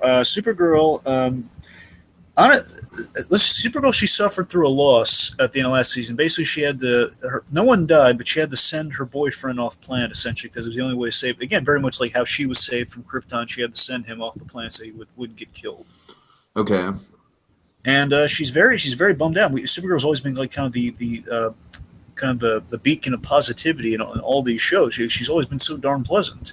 And now, I mean, it's not that she's turned evil or edgy or anything, but she's abandoning her Kara Danvers identity. She can't fall in love again. She's just like Kara Danvers was a mistake. She's abandoning the Clark Kent identity. She's abandoning kind of the normal life she's been wanting to have. She's been having fun with it instead of using it as a cover. I can't do that anymore. It's kind of like a reverse of Spider-Man No More. Kind of, yeah. It's like a superhero throwing away his secret identity. Essentially, yes. Mm-hmm. Nice. And it's like I love kind of the grim operatic, score and kind of the build of the trailer. It's like it feels really big. It feels different from Supergirl, but it feels like, oh man, we're doing something big with her. It feels cool. Mm-hmm. I hope you realize the familiar face we got at the end. We got Adrian. Pasdar, Nathan Petrelli from Heroes. God. As a bad guy. I doubt he's Lex Luthor. I would have been fine man. if he was cast as Luthor, but he's not. Well, he has experience playing a villain who dabbles in politics, so... That's the thing, because we've been building Luthor, and I'm saying, unless they did the toupee thing, I don't think it's him. Oh, man. Nathan, you don't understand! I had to throw that in there. Right, but still, again, that's cool casting. And he was also in Agents of S.H.I.E.L.D., so it's kind of weird. He's in many hats, this Adrian that Pastor wears. No, seriously, those Petrelli brothers, they both get work. They do. America loves the other one. America loves... Oh, yeah. America loves Peter Petrelli with a mustache. They really do. It's the mustache that puts him over one. Okay. Oh, Arrow, Arrow, real quick. Basically, Arrow. I am so there is no chance I'm ever watching Arrow. I might watch the first 2 seasons. Yeah, just watch the first. That's all I'm asking. Just watch the first 2. And then I'll be like, okay, that was a satisfying show.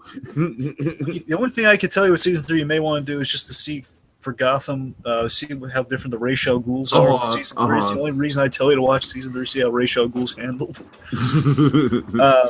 Well, let's see. With Arrow, basically, all you need to know is that Arrow ended on a really big cliffhanger last season, where basically they blew up the island with all the supporting characters on it. Basically, they finished up doing their Lost thing. By the way, they finished up all the flashbacks to the island. Nice. So all we know is that in terms of who survived, all we know based on this trail is that we know obviously he and his son survived because they weren't on the island. Slade survived because he knows the island, so he found a way to get off of it in time, or at least find somewhere off of the explosive. I forget that. And both Black Canaries survived. One's the evil Black Canary, Black Siren, who is not the original Black Canary. I know it's convoluted. Just go with it. Evil Black Canary survived. Let's just yada through this. Just Slade and evil Black Canary survived, along with the good new Black Canary. All right. It sounds, just to boil down what I'm getting at, though, is that it really sounds like when we go back, they're really trying to kind of give new life to the show, where we've streamlined a lot of the old characters we've had. We're kind of going a little bit more comics with Green Arrow, so it's going to be him, Black Canary, and we also have his son who eventually takes over as Green Arrow down the line. He's having some issues with his son because his son blames him for the death of all the loved ones on the island, which, again, a lot of guilt on Oliver this season. Mm-hmm. A lot of death and new status quo. It's really just the gist of Arrow. That's all I can really tell you. All right, and now a show that probably makes even less sense. Legends of Tomorrow. So, The Flash can get really cool with time travel. This show, I'm not going to say is not cool with time travel. This one, there's no logic to the time travel in this show, but it is fun. As fun as the day is long. I will tell you that much, sir. Fun as the day is long. I like that. The time, and basically the way they ended last season is very kind of a comment on the show in a way. The time stream is a mess from all the messing around they've done. So basically, they're dinosaurs in the present. It's like they screwed it up big time. Oh, jeez. It's the time stream is messed up more than it's ever been, and now basically they're kind of taking it in stride though. Again, and I think they're going to comment on it this season. Basically, at the beginning, saying, "Oh, it's going to take lifetimes to fix this." Of course, they're in a time machine, so yeah, let's fix it. Let's have fun with it. Let's fix the time stream. Mm-hmm. And they go to the circus. I'm convinced they found a way to work in the most ridiculous of the DC heroes, B'wana Beast, in there. Oh, man.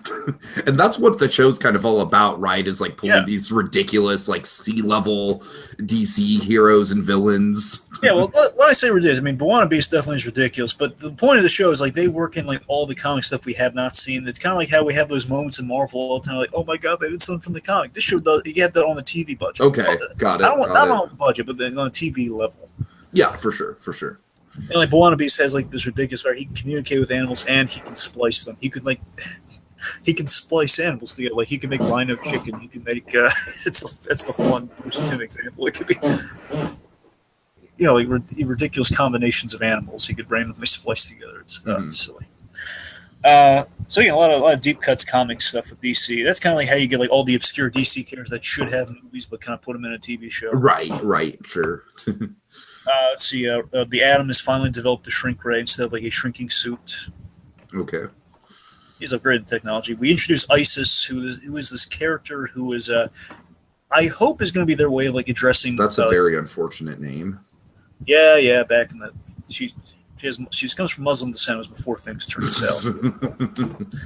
Here's the thing. I'm just saying I don't know what they're going to They're going to rename her in the show. Oh, I would hope so. I don't know what they're going to rename her yet. Just going off of, Oh, Jesus. I mean, I never like to talk about real-world shit on this podcast, but that's just unfortunate. I don't know what they're going to rename her yet. The point is, I hope that basically she comes into the show and she's scrutinizing it. You guys think you're helping the time stream? Look at all this damage you've done. Which again, has been my gripe with the show for about 2 seasons now. Like again, I get the premise. They try to help time. It's the back thing. We try to help. Screw up. We have to fix it. Okay, but they have to get better at it along the way. They have to get better at their jobs. Oh, okay. We never address that they're not getting better, and we end on a really hilarious Titanic joke with Victor Garber, where he's saying, the Titanic. Someone says the Titanic has good food, and then he has this great line. He says, "I'm not getting on the Titanic." Oh God! I'm not getting on the Titanic. Whoever designed that ship should be shot. I love Victor. I watched that show just for Victor Garber, and Victor Garber is also in another show we're going to be talking about. Okay. Now.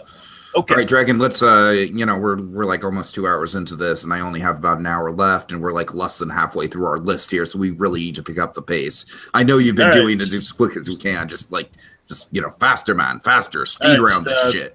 We had Black Lightning, nothing new there, and we had the Ray animated show, which basically it's an alternate World War II, and the Nazis won. He's a gay character. Okay, let's go. All right, Gotham. So it looks like they're finally reviving the Scarecrow, who's been sitting out for 2 seasons. And he looks so good. He looks really good. Yeah, the trailer has me pretty stoked, and I like how we're building in all the, all the Batman stuff too. It's almost kind of pseudo Batman Year One-esque. Yep, we have Vigilante Bruce at work, and it looks great. Selina's on her own, kicking some butt and taking names. Barbara's back, and they confirmed she is not Harley Quinn. Okay. Let's see. David Mizzou is going to have a lot of explaining to do, but again, no Harley Quinn. Let's see. That sounds like the name of a Dr. Seuss book. David Mizzou has some splaining to do. Does it not?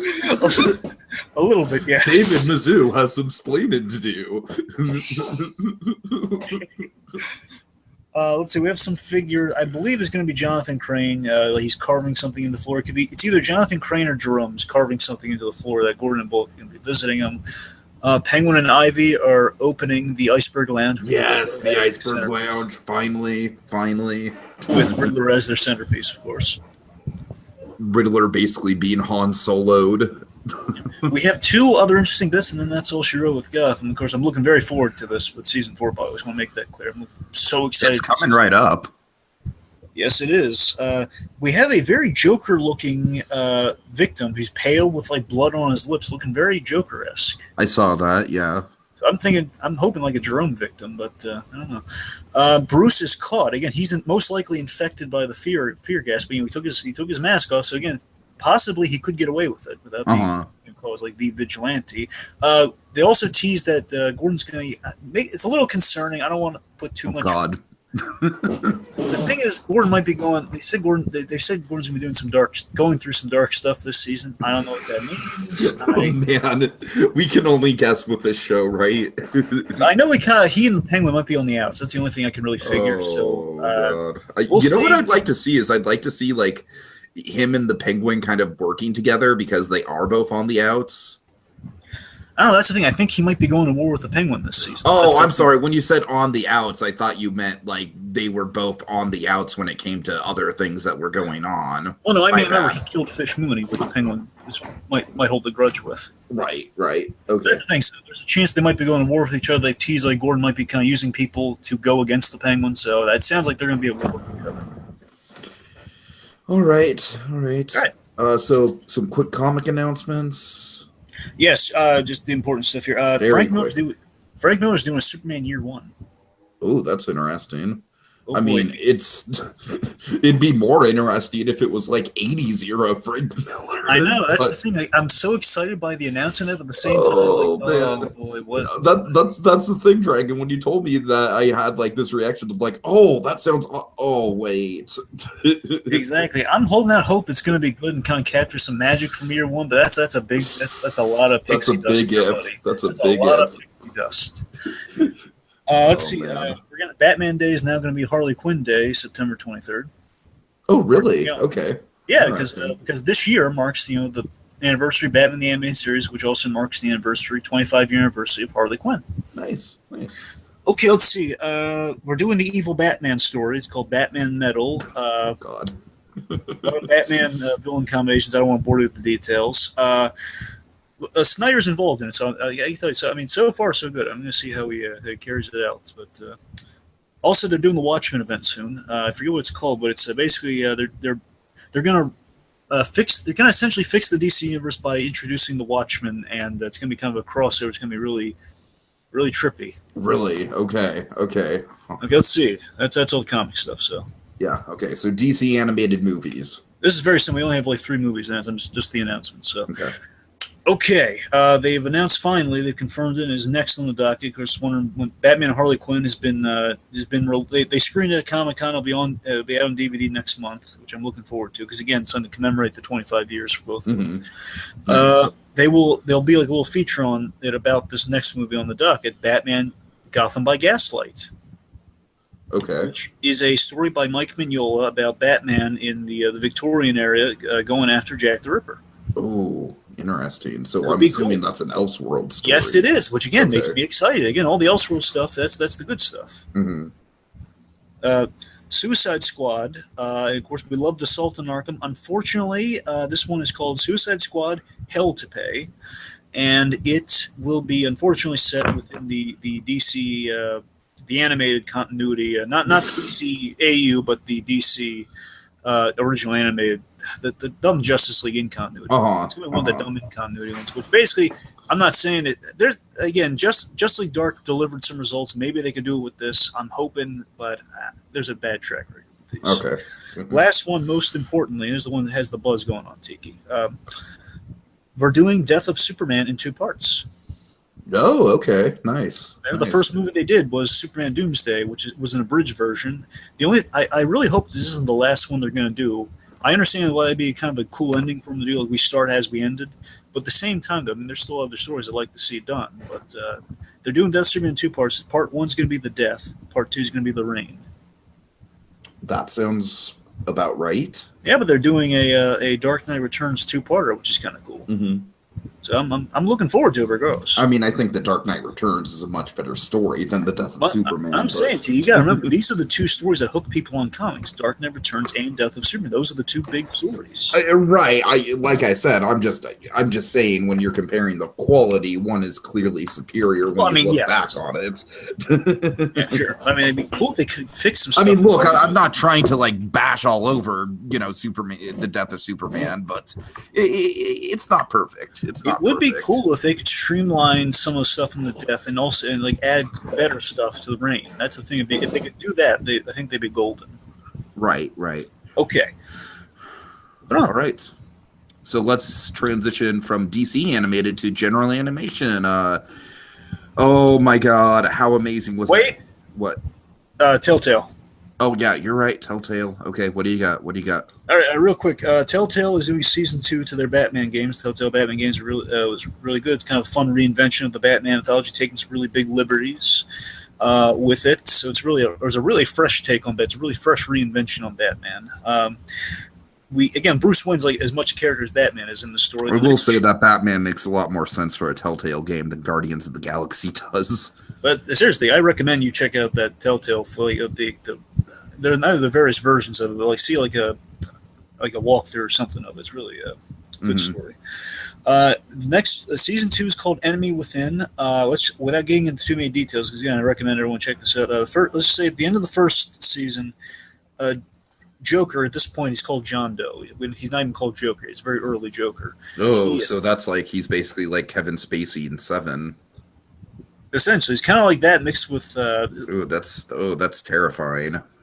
So, essentially, Joker or Proto Joker, whatever you want to call him, John Doe has the events of the last game. He escaped Arkham, and he's kind of befriended a few people, which are some other Batman villains are going to get this, and he met Bruce Wayne, and there's always that telltale question of, did you give away that you were Batman to him or not. Right. It's a terrifying question. I really love that we're playing with that. And I can totally see, like, playing the Telltale Walking Dead game, I can see how that would be worked into the mechanics of what Telltale does, yeah. And that's the thing. Is he obsessed with Batman because he knows it's Bruce Wayne, or is he also falling in love with Oh, Batman? God, okay, yeah, what I know about Telltale, that would translate really well, for sure. Anyway, so, and again, Bruce Wayne, he had scenes with... Timing. Right, okay, so we meet some... He met some inspiring new friends, including the Riddler, who is kind of a cool new take on the Riddler. He's got like a blade built into his cane. So yeah, Riddler and Joker. Okay, hey Arnold. So how great was this clip, Dragon? How great was this footage? It was really cool. It was a fun little reintroduction to all of our Hey Arnold favorites. I just gotta say, I absolutely I just fucking love the fact that my win is there. Yeah, I know, right? I can't get over it. I love it. We did good on the sound alikes for our characters, I gotta say. I think Sid is like just a little off. Like, I'll get used to it. It's just a little off. I think Arnold and Gerald are just spot on. There's only one gripe. It's a very silly gripe. I don't like how I think they misanimated the teeth a little bit. You know, like they add like the line. You know, in the animation, you either have like kind of like the solid white, or they have like the individual chiclet teeth. Mm-hmm. I don't like that Harold designs never had lines like that. I don't know why we're adding lines to the teeth. It seems like more work to me. Pigeon Man. I know, right? I knew you would love that. Of course. And he's in Notre Dame. Yes, that's so fitting. So fitting. Stoop Kid. We got stupid. Here's the thing. We even referenced some of the not so good episodes of Arnold too. We got like the mooning episode at the end. Well, I think the only one we didn't reference, which I was kind of hoping we would reference, is Arnold versus Iggy. Oh God, that was. Well, was he at the roof? Was he on the roof? I don't think so. That's the thing. I didn't see him. That one was terrible. I mean, for all I know, they could just write Iggy out of this whole movie, and I don't think anyone would care. Let's see. Again, those are really clever. And here's the clever thing. I was wondering how we were going to get this, because every time they announced what the plan was for Jungle Movies, it always seemed like a bit of a buy that Arnold just happened to win a trip. But no, I get it here. Like, okay, the neighborhood as a way of, and this to me I thought was the beauty of it all. A really great way of not only recapping what Arnold's done, as like a nice like little hey, this could very well be like the opening to the movie. I could imagine. This is they're thanking Arnold for all the good stuff he's done. He's become his own urban legend that Gerald has told. The tale. Yes, I love that. Which is a really nice. This is like how you end Hey Arnold. This is kind of the stuff you would do with that. You know, he's become the urban legend, and like they're thanking him for all the great stuff, the selfless stuff that he's done, and they're doing it. And the reason being Gerald saying, "Hey, that all this great stuff Arnold's done is the reason he should win that free trip to San Lorenzo." Passed down from kid generation to kid generation. But yeah, I mean, that to me is a great practical reason. Okay, the neighborhood's vouching for him, and like they're going to go through these videos and see like who should be who should get the big money trip. Mm-hmm. Yeah, I thought that was cool. Yeah, so the animation, I didn't notice the teeth thing at all, Dragon. I think that's just a little, like, weird, quirky nitpick with you, but, No, I'm saying it's noticeable. It's different. It's like the only difference from the Harold cell. I mean, for me, it's not noticeable, but... I just think the animation looks fluid. It like the style, like, I like the updates to the characters' designs. I like that they actually have logic. I think there's a logic to like the designs. Like they went through each character and they've updated them a little bit. So but at the same time, when they did the flashback, not the flashback, when they did the footage, they are in their original. They didn't flub it. It's the same footage, and they didn't do the Disney Doug treatment. They didn't. Thanks. Also, I like the theory that Helga shot all this footage. I could totally see that. Which is the only reason that really makes sense to me. Like, otherwise, basically, Helga had this whole like stockpile of footage of Arnold.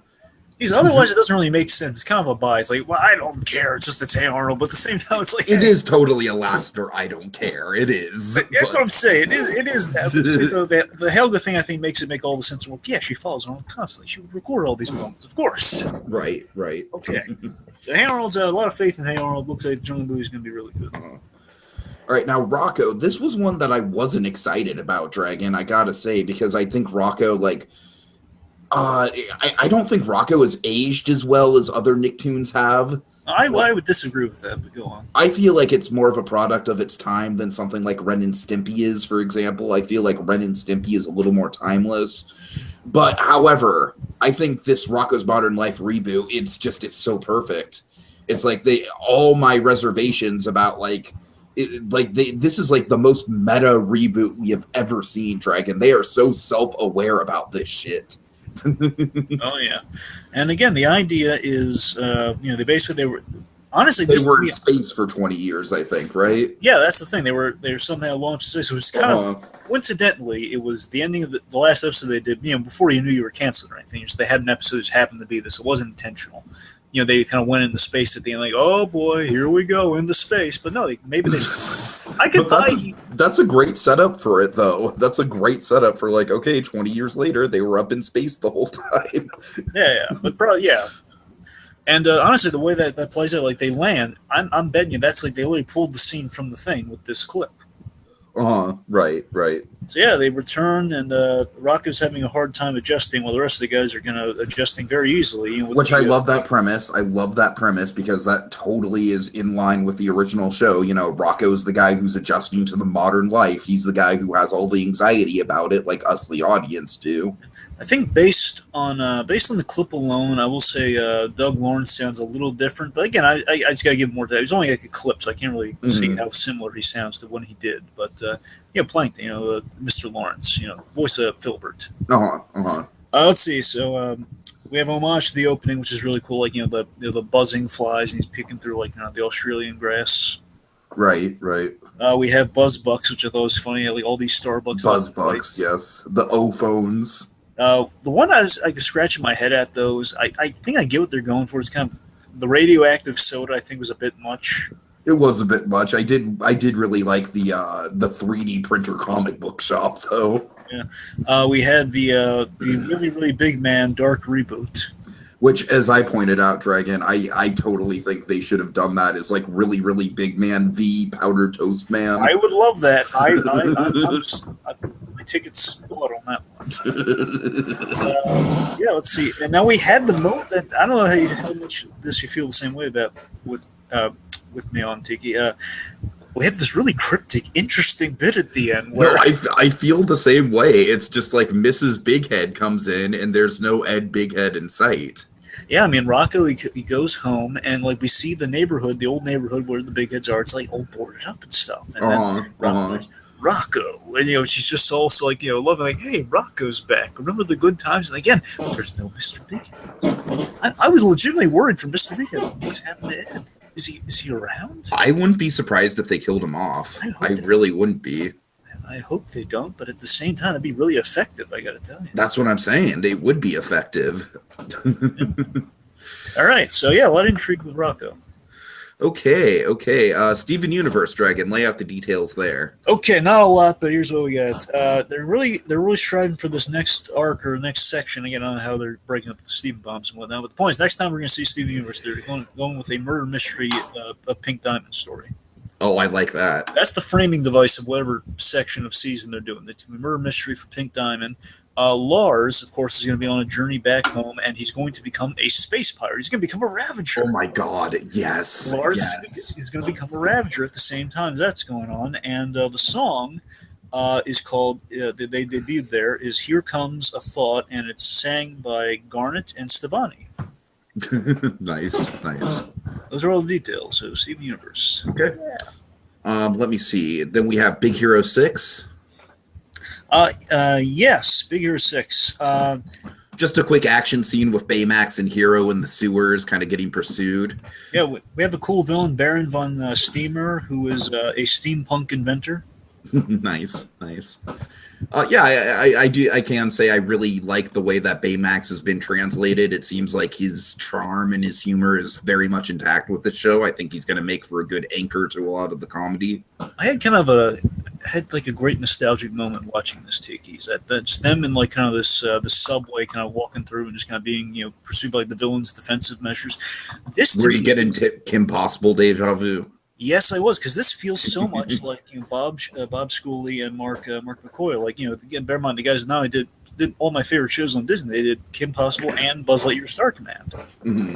So I'm saying it just felt like so much like that vibe, like that action set with some comedy in there. That feels like their style. I was jettisoned back to that feeling I had, and I really appreciated that. Mhm. Also, fun. There's a little interesting side note I did not know about. Literally everyone but two people, two of our characters are coming back for this show. Even Stan Lee, he's coming back as Fred's dad. Oh, God, that's great. That's But wonderful. Here's who we're not getting, though. Do you know who we're not getting? Who? We're not getting Damon Wayne Jr. What? Or, and this is the big coup de grace, we're not getting T.J. Miller. Oh, well, I'm not surprised about. I mean, those characters are still going to be there, right? Well, I mean, yeah, I'm just saying that the voice actors, everyone's we changed them. I'm but not everyone surprised else about T.J. Miller. I mean, T.J. Miller's a big get. No, he's not. Tiggy. We got on How to Train Your Dragon Netflix show. Why do we get him on that and not here? Oh, he is on the How to Train Your Dragon. I mean, he does Netflix voice show? work all the time. Huh? I don't Yeah, think that they is kinda recast him weird. on this. That is kind of odd. Then I don't know. That's what I'm saying. We got his dad. We got Stanley. If we can't get, Oh God, I really hope Stan Lee is like a developed, like supporting character in this. I could see it. All right, but yeah, Big Hero 6. Look, a lot of hope, a lot of progress. Okay, next. Wait. I have one announcement, Dragon. This is for another Disney XD show. It's not technically part of Comic-Con. It was announced today, but I just think you're gonna love it. What? So, Guardians of the Galaxy, the animated show. Yeah. They're going to be doing an episode next season that's a direct adaptation of Mission Breakout. Oh, that's cool. Yeah. Oh, that'll be fun. That came out just today. I just thought I'd throw that in there. All right. Okay. So onto the big screen for a quick spell. Lego Ninjago. Yeah, this is like really like the last big animated movie of the year, right? I mean, I guess this and Coco. I'm not even going to acknowledge the trash pile that we have coming to cinemas in a few days. You mean something that you can look at? No, on your phone? don't say it. Don't say I'm it. not going to say it. I'm going to tease it so you can look at it on your phone. No, don't even tease it. It doesn't. Dragon, that movie is like this year's sausage party for me, all right? Now you know how it feels. Yes, I do. I guess so. Okay. She was on the other foot. Yes, mister. I like bits of it. Oh, that movie killed Popeye. I know, I heard. Anyways. That's not. You're saying that's true, though? It did officially kill Popeye? Yep, pretty much. Well, that's just, life's not fair, T. Yeah. It's not fair. No, Okay, it's Ninjago, though. Justin Theroux, who I love, is going to be the villain, and that looks really fun. Definitely looks like it's going to have a fun father-son dynamic. I feel like these Lego movies have really, really good villains. You know, we have live-action cats. That's the thing that has me the most excited about this movie, Dragon, is actually the setting and how they're going to expand on the world building of the Legos. Because my prediction is that this whole, like, all the Lego sets are in a backyard. A backyard? Yeah. Do you mean just for this movie, or you mean all of them? No, just for this movie. Like, the yeah. Lego set that's being used in this movie is in a backyard. I could buy that. Yeah, sure. And so that's how we get the cat. That also might be how we get, like, the naturalistic looking mountains and stuff like that. That's cool. I like that idea. Uh-huh. down for that. Let's see. Oh, yeah, we have a lot of really like bad guy, who's your father type humor there. We have some good humor in this. I love my favorite gag is the missing arm gag. That's my favorite. This is love again. I love that we have at some point, whether they're probably going to play with the whole like, is it a manipulation that is working with his son, or is it not? Oh, I'm sure. But, Yeah. With Justin Theroux as a Garmadon. I can't wait for Justin Theroux, man. I can't wait. I love, of course, Deacon and I both seen The Leftovers, so we have some built-in some built-in Theroux love. Yeah, but again, I just love this. Like, it's such like a. Is it bad? Is it bad? He's like, oh no, it's just you're missing your arm. He's missing his arm. He's like panicking. It's hilarious. Okay. And the animation on that looks incredible too. Of course, I mean, I love these Lego universes we're developing. I really do. And like I said, I think this movie is going to be a good step, like developing that even further than we did in Lego Batman. All right, Dragon, let's just speed round the hell out of this. Oh, God. Okay, Walking Dead. All I have to say about it is that Negan has just completely, like, Negan is just not thread needed all anymore. I mean, what the hell are they doing with, like, oh, are you in shit town yet? Shit pants city? Whatever the hell he says. It's like, get out of here, Negan. Like, the whole Walking Dead trailer was like 5 minutes of nothing. It's like, it's 5 minutes of shots that, if I didn't know any better, were like from season 6 and 7, not season 8. I'm close to being done with The Walking Dead. All right, moving on. Okay, Lucifer, real quick. So just where we left Lucifer off is that he basically he had mommy issues last season. His mother was in last season. That was the big selling point. He had daddy issues in the first season. He always has prominent daddy issues because again, God being like the fallen angel of Lucifer. He basically took becoming kind of the Lord and Master of Hell as an insult. So basically, that's in that he has daddy issues perpetually. Spielberg would love the show, as we like to say. But no seriousness. So Spielberg would also love Lego Ninjago. Yes, he would. but no, in all seriousness. No, I really am attached to this father-son story. All right, but seriously though, it's the idea is that the mother wanted to get back at God because again she was kind of locked away in hell, and season 2 she was unlocked from hell, and basically she could have exacted revenge on God, but Lucifer kind of found like a happy medium that wouldn't kill her and wouldn't kill anyone. Just basically, he found like a happy medium. He is then he's basically abducted by some unknown force, and he's like left in the desert. But God, showing favor to him, he restored his wings, and his brother has his powers back. So basically, God, like you prevented like all war and heck breaking loose. So you basically, I'm going to reward you. But that's why he has the angel wings, and that's why he's in such like dapper spirit now. Okay.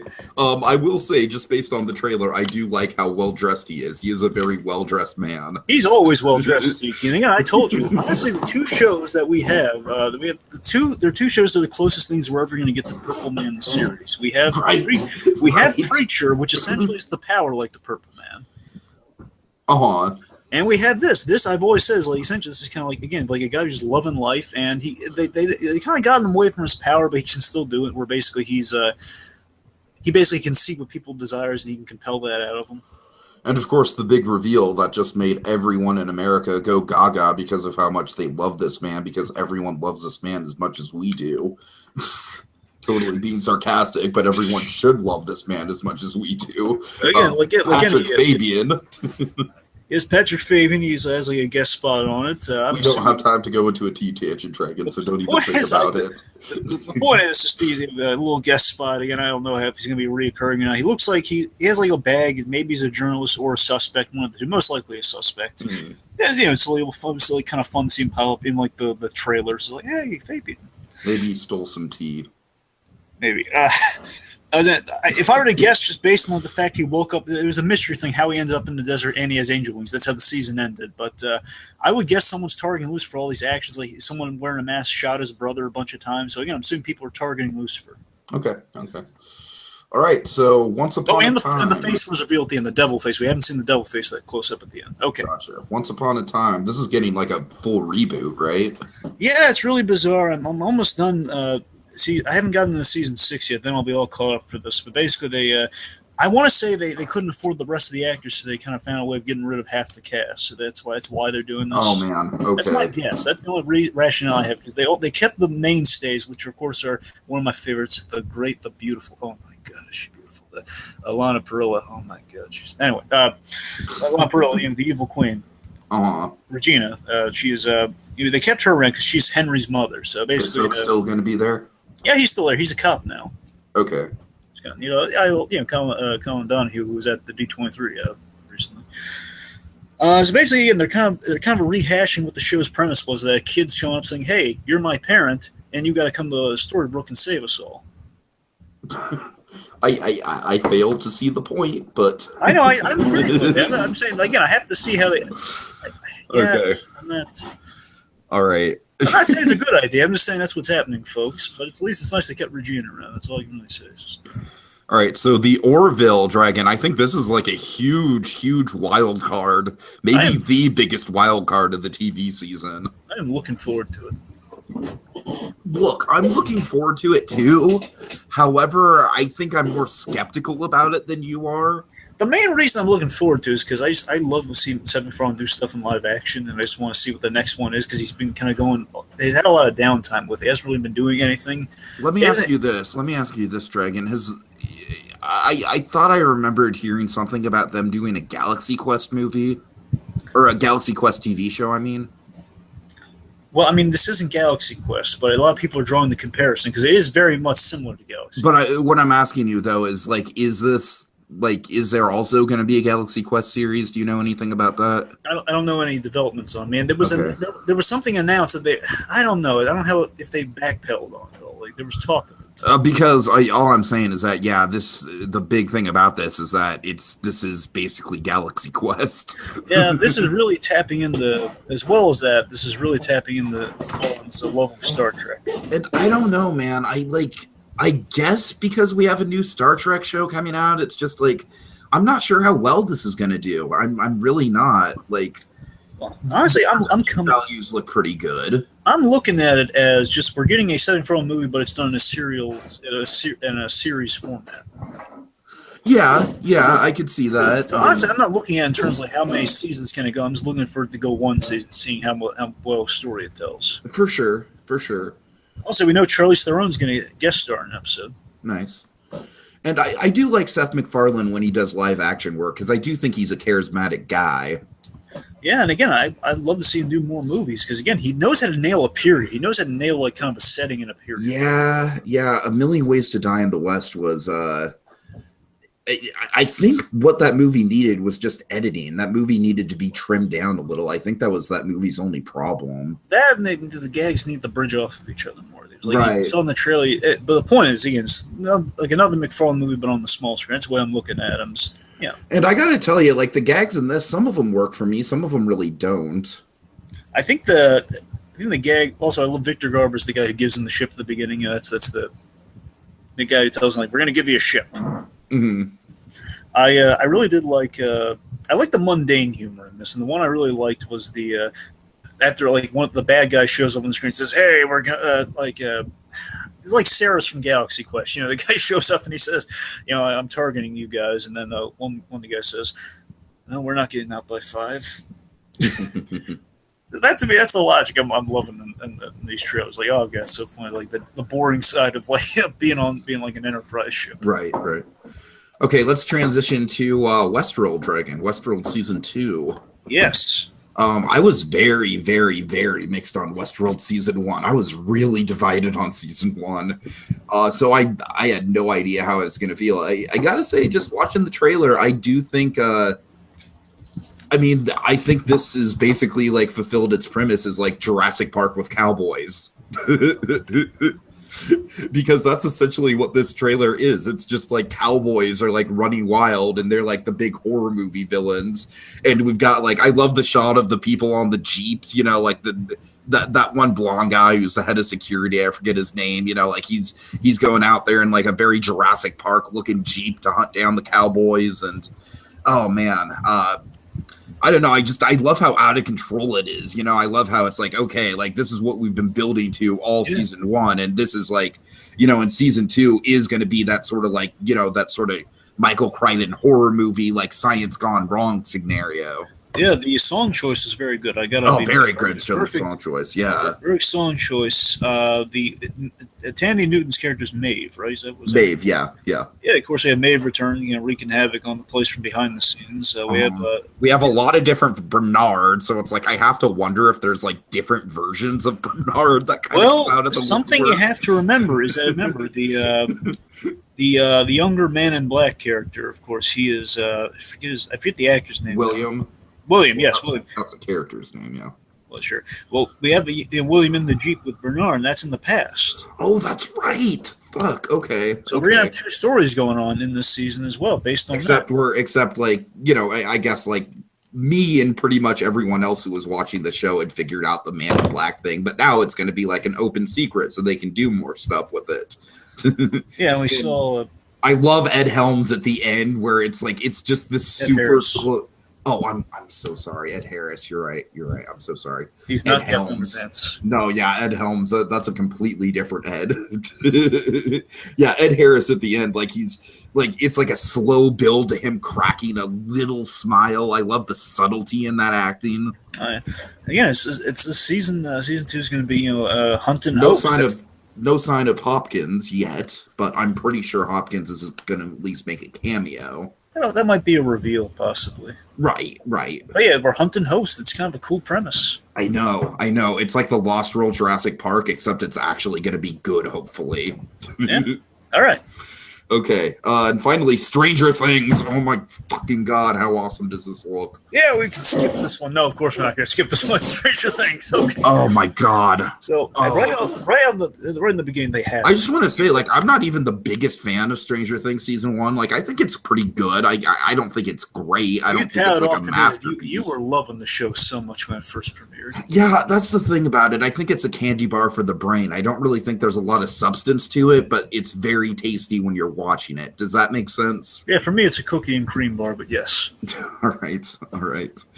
And I think Stranger Things season 2 definitely looks to be more of like let's call it a granola bar for the brain, because it looks like there's some big ideas here. Like we're getting into some serious like H.P. Lovecraft style territory with this. What it feels like to me, Tiki, is that we build to something in the first season. Now we're there. Like it's kind of like it's kind of a similar thing to Westworld. How Westworld we built to the hosts, turning on everyone, and now in season 2, that's the status quo. If I were to guess, I mean, we would start the season with it's like the first episode would be a calm before the storm. Like, okay, well, we're reaffirming. I think that's going to be the first episode. Yeah, we're going to see the arcade. We're going to see like Will's lifestyle, and what we know so far is that Will is still being seen by doctors and everything, but he's trying to live a normal like life as a kid. Yeah.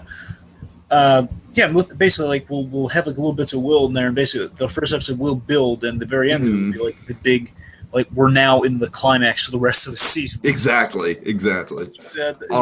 But yeah, they had me at the Dragon's Lair bit at the opening. Oh my god, the Dragon's Lair bit is perfect. Yes, it's perfect. Yes. I have no words for that. It's just so on point. Will's big thing visually is a really cool thing. How he can connect to the Upside Down. He can see the Upside Down. Him coughing up that slug.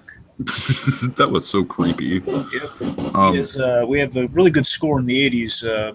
Thriller, of course, man. I mean, that's like the ultimate 80s song right there. Yeah, again, it has that great kind of score with the built in Thriller, as Vincent Price is talking. Yeah, you get that great Vincent Price laugh at the end. Yeah, and talking in the midst of the trailer, too, like the opening to this song. Let's see. In the premise of the season, the Upside Down is spreading into their world, which is really cool. Which, like I said, sounds like totally like a Lovecraftian sort of premise. Again, the big monster at the top that he drew like a bazillion pieces of paper, those look very Lovecraftian. Yeah, so I'm stoked about Stranger Things season 2. As I said, like I'm not the biggest fan of Stranger Things season 1. I think it's pretty good. I don't think it's a masterpiece. There's room for improvement. I would definitely, and I think so far it looks like they are improving things, but based on the trailer, I'd be surprised if this wasn't an improvement, just based on like we're getting 10 episodes instead of 8, so that's one thing too. I kind of did think the original was a little short, just based on all the stuff that was going on. I kind of thought it wrapped up a little too quickly, But yeah, stoked for Stranger Things. Okay, Dragon. I love the abort bit and Eleven's reemergence. Okay. Okay, so Gifted. Yes, Gifted. Very quickly. Gifted is it's in a different timeline to avoid the X-Men movies. It's essentially a way of doing the X-Men without doing the Brotherhood or the X-Men. So it's going to be. I'm not. If they don't doing an X-Men without the Brotherhood or the X-Men. Well, it's about mutants being hunted by humans. It's the core. It's basically the core of the X-Men without any notable X-Men. What's the point? We have I'm saying we don't have like team members. So we don't have like the headliners of the X-Men. We don't have Wolverine, Storm, Cyclops. So it's basically like a story about like for lack of a better word, normal mutants. I know that's a contradiction, right? In itself. No, I mean, we have known characters from the books, just not the main guys. Okay. Like we have like one of my favorites. We have Jamie Chung as Blink. We saw Blink in one of the. We've seen some of these guys in X-Men movies. Like we saw Blink in the Days of Future Past. She's the one who like the pink things that create portals. Now, Jamie Chung is playing her. I mean, that's cool. We have Polaris, who in the comics, and is Magneto's daughter, so she has magnetism powers in this. but they can't really say she's his daughter, I guess. Of course not. We have Thunderbird, who's kind of like a Native American character who's a tracker, and you get some neat stuff going on there. The point is, like, it's like the core is like we have these two these teens called these Strucker teens. They're siblings, and basically their father is like in charge of, like, I'm gonna guess the MRD, like the Mutant Response Division. It's like guys who hunt mutants. He develops technology that hunts mutants, and he finds that his two kids are mutants, and they're on the run. They're running away from home because of that. And then they meet the other kind of renegade mutants, and they're kind of like it's like a journey of survival. Yeah, that does sound like an interesting premise. That's all I can really say about it, too. Again, if they don't win me over in the first episode, I won't watch this show, because, again, it's kind of like Legion, which I'll mention briefly, because I have nothing about Legion. Legion, again, it looks beautiful. I couldn't finish the first season, because, again, it's like, it looks great, can't follow the story. From everything I've heard, like, the first episode is just total pilot-itis, but it just gets really good from there. Which I can relate to, because I have the same thing with The Leftovers. Like, whenever I introduce people to Leftovers, I'm like, look, the first couple episodes are not going to be as good as the rest of the show. As sadistic as it sounds, I mean, I'm to myself here. I'm tempted. I'm tempted to watch it, because I heard that the Shadow King was introduced in the first season. He's going to be a bad guy in the second season. The Shadow King's really cool, so I'm tempted to watch it based on that alone. It's kind of like Kevin Smith, the whole King Shark thing. It's like, we did Shadow King, and apparently Aubrey Plaza was a bad guy, and that's... And and both of them are going to be the big bad guys of season 2 as well, so it's like, I'm tempted. Darn it. Yeah, I'm tempted too. And now, big announcement. Dr. Doom movie. Yeah, and we don't know if it's TV or theaters or what the fuck the deal is. But... Noah Hawley, who did Legion, he on that through FX they're doing a movie about Dr. Doom, which suggests that it's a TV movie, which wouldn't be the worst thing. But Dragon, I have one reaction to this, and for that reaction, I will just steer you to a certain 2013 hit song based on a certain Disney movie. Oh, come on. Let It Go. Just let it go. Let what go? The Fantastic Four. Oh, right. That's what Fox needs to do. They need to let it go. It's kind of an extended reference. Seriously, like this to me just reeks. I don't want to be like cynical about this, Dragon, but I have to be when it comes to Fox and Fantastic Four. Because on the whole, I'm in agreement with you. I will say this: just making the best out of a bad situation. I'm going to say this: I like the fact they're not telling. I want a good Doctor Doom, Tiki, and every time I pitch that Fantastic Four thing, I have like a really. I know. Doom. I'm not saying this is going to be able to do any of the stuff I want to see with it, but I just want a good Doctor Doom something. If we're not going to do the Fantastic Four, which Kevin Feige has said. We're open to Fantastic Four, but he's not making any promises, essentially. I mean, for me, this just reeks of, like, it's almost kind of like a Harvey Korman version, where it's like, you know, like, okay, we got to make this just to fucking keep the rights. I will say this, that with the Legion guy attached to it, at least it'll look great. Yeah. It'll look great. Maybe I'll have a chance, at least of being, again, best out of a bad situation. But again, Doctor Doom's such a great character, we actually communicate that for once. It'd be cool. And basically be a very eccentric story, like the Fantastic Four are not going to appear in this. Yeah, and that's the thing, man. Like, I have no idea how these villain movies are going to work. That is just one of those new things that Hollywood is trying out, and it's just Doom I could buy, though. It's like the Man Who Would Be King, but his people. Doom and Venom I could both buy. That's what I'm saying. Like that's the only reason I really have any faith in this, just to being something decent. It's like Doctor Doom. You can kind of Lex Luthor of Marvel. All right. So let's transition into MCU proper. Let's talk the Defenders. Oh, again, I directed you to the Comic-Con Trail Defenders. Oh boy, it's really good. It's really cool to see all like the side characters interacting with each other and stuff, and seeing all the worlds come together. They have me, Tiki. They have me so much with these Marvel, with the Netflix shows. But I gotta tell you, I just wanted one thing in a second Defenders trailer. I got it, and that's the only thing I needed to really just be satiated at all in this. Because I need two things with these Defenders trailers. The one thing I was lacking in the first one was fantastic, and I didn't really, we have the "Come As You Are" song, which is great. And I love that as a theme. I play that, and I'm sold. with all this action going on. But the only way to make it better, they did it here. We have that, and we have Daredevil in the suit with the rest of them. That's all they need. Yep. That's all they needed to do to win me over on this thing, and they did even more than that. So I was really happy with it. Yeah, I don't have much to say. It just looks like a really, really fun. What I did do, Dragon, I did kind of listen to some podcasts who, sort of described the first episode, and I won't talk about that here. I don't want you to be spoiled, but the first episode, it sounds very much like. I don't want to say anything. I don't want to say anything for risk of spoilers. So okay, let's see. So we're really building up Sigourney Weaver as the boss of the Hand. She's giving the Hand orders, and we see again we're showing a little bit more of Elektra in this trailer and how she fits into things. Like she's given Elektra is quite possibly her secret weapon or trump card in this show. For quite sure. Possibly. We have Madame Gao. We're seeing all the Hand bows to this. Yeah, Madame Gao. They're building her to be feared. They really are. Again, they're trying to build her up to be someone more, just as threatening as the Kingpin. Mm-hmm. We saw they're hiding out for a spell at the Chinese restaurant, so we know that much for sure. That's why they're all going in the Chinese restaurant. Jessica Jones still lush in many respects. I love the bit where she goes in the elevator and her super hits. She goes in the elevator, her coffee spills. It's like the shades in the morning. She has a hangover.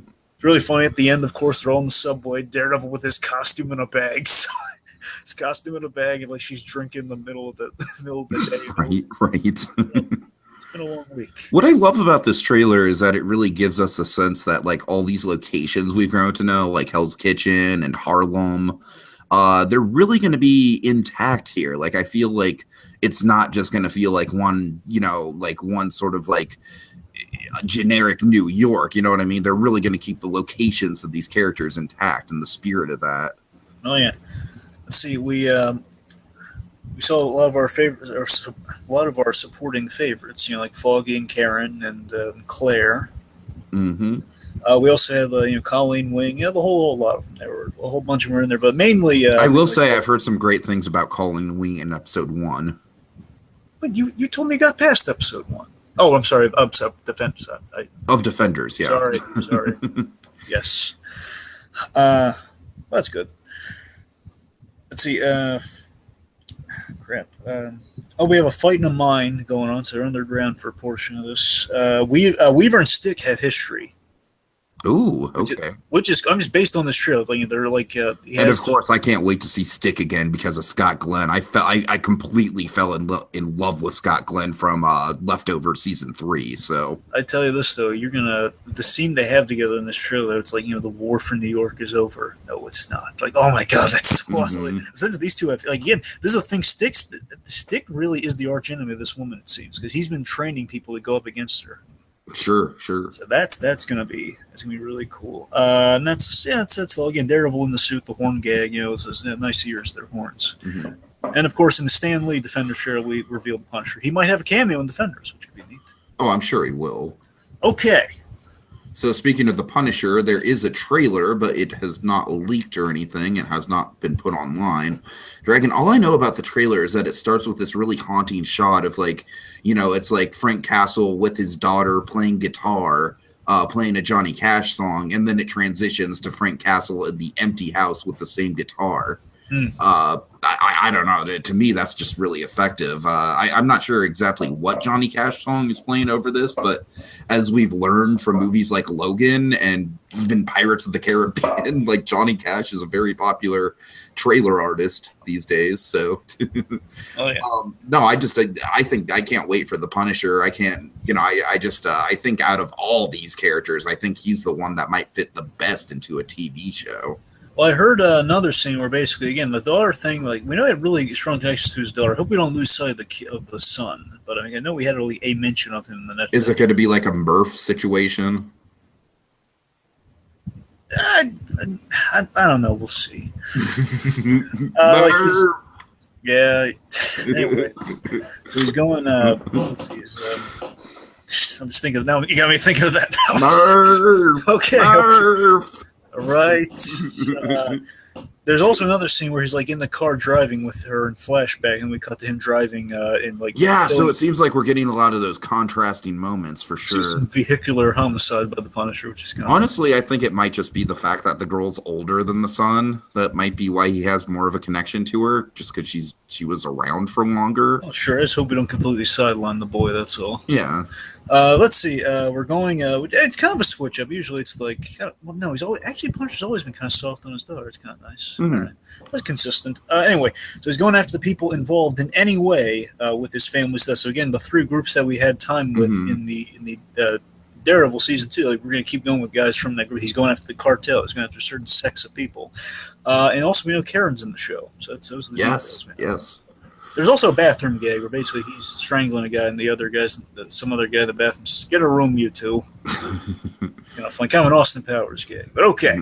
Okay, yes, this is the fucking news that stole Comic-Con, Dragon. Oh my god, I am so excited. You feel proud of yourself? Yes, I do. You feel proud of that facetious shot you just did? Fucking Iron Fist Season 2, the news that all the world wanted. You're just Lucy to Marvel's Charlie Brown, aren't you? Pretty much. Anyway. And it's being directed, it's being showrun by a really, really shitty showrunner who wrote the Elektra movie. Go on, share the name. I don't have the name in front of me. Oh! Sorry.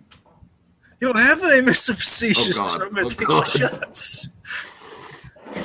So the new showrunner is Raven Metzner.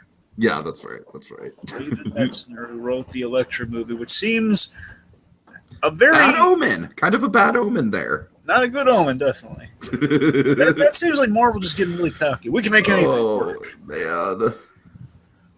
So they promised. But Iron Fist is the last thing that Marvel should be cocky with. There are literally the last thing in the entire MCU, like the expanded Marvel Cinematic Universe. Iron Fist is the one thing. Iron Fist is the one thing that could be considered a flop in the MCU, Dragon. I'm just thinking of the thing in Iron. All right. Forget I said that. Okay, but let me say this though. We do know two things about Iron Fist. Do kind of show a little bit of promise though. We have two details. We have they promised the suit in season 2, which is cool. They say in a post Defenders Iron Fist you can. Yeah, and I'm just pissed that he didn't get his suit in season 1. We teased the suit in season 1, just he's not wearing it. Yeah, we teased it. Yeah, sure, we fucking tease it. Okay, let's not be harsh on things we haven't seen. Right, fair enough. I will say this though, with the Iron Fist show, the thing we got to remember is that it gives me hope in Defenders. By the way, is the fact that Danny Rand as a character isn't necessarily a problem. It's usually the writing and the stuff with supporting characters has been kind of the downfall of Iron Fist in many respects. So I think we can pull things out if we kind of develop Danny a little bit more. And Defenders, I think, will go a long way to helping Iron Fist in the long run. So we'll see how much ground we lay with that. Also, I will agree with you on that. I do think Defenders is like the best chance they have at kind of like, re-sparking the public interest in the character. Like, for example, the last thing I have on Iron Fist here is that in Defenders, they're probably going to set this up. That, of course, we also have, Heroes for Hire, another down-the-line thing to set up with, Iron Fist and Luke Cage. Oh, yeah. Is that Misty Knight, who Iron Fist falls in love with in the comics. Ooh, okay. I'm not saying they may or may not do that here, but if they do, Misty, she's going to be in the Iron Fist show. It suggests they might be going that route. Which would be cool. Luke Cage character. Okay. Right. Finally, Inhumans, which, it looks cool. I'm baffled by the IMAX thing. Yeah, it's based on the fact it was in theaters, and now they Dragon, is the guy with the giant dog the villain? No, he's the main character. Oh, okay. I wasn't sure. The brother's the bad guy.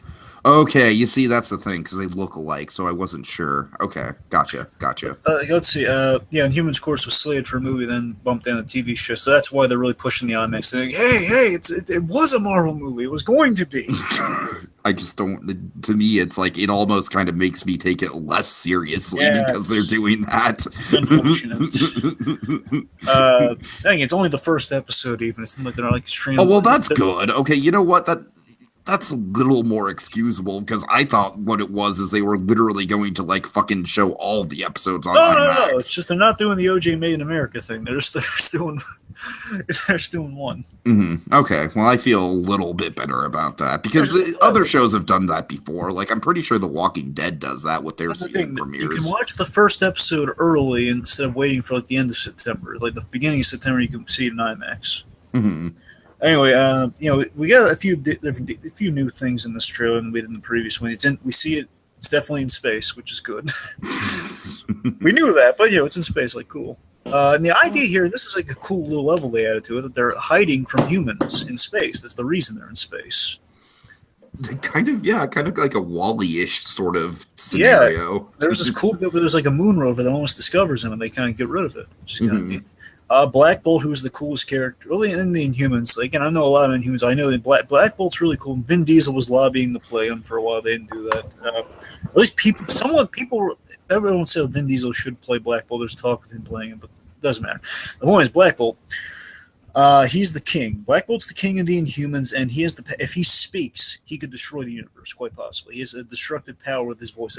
Every time he opens his mouth, quite literally, there could be a small concussive blast that could really hurt someone. It depends. If he speaks, he could destroy everything. His brother Maximus is he's saying like, hey, if we're hiding from humans, like they discover us, they're instead of letting them incite, he basically wants to incite war, but hey, let's strike before they strike at us.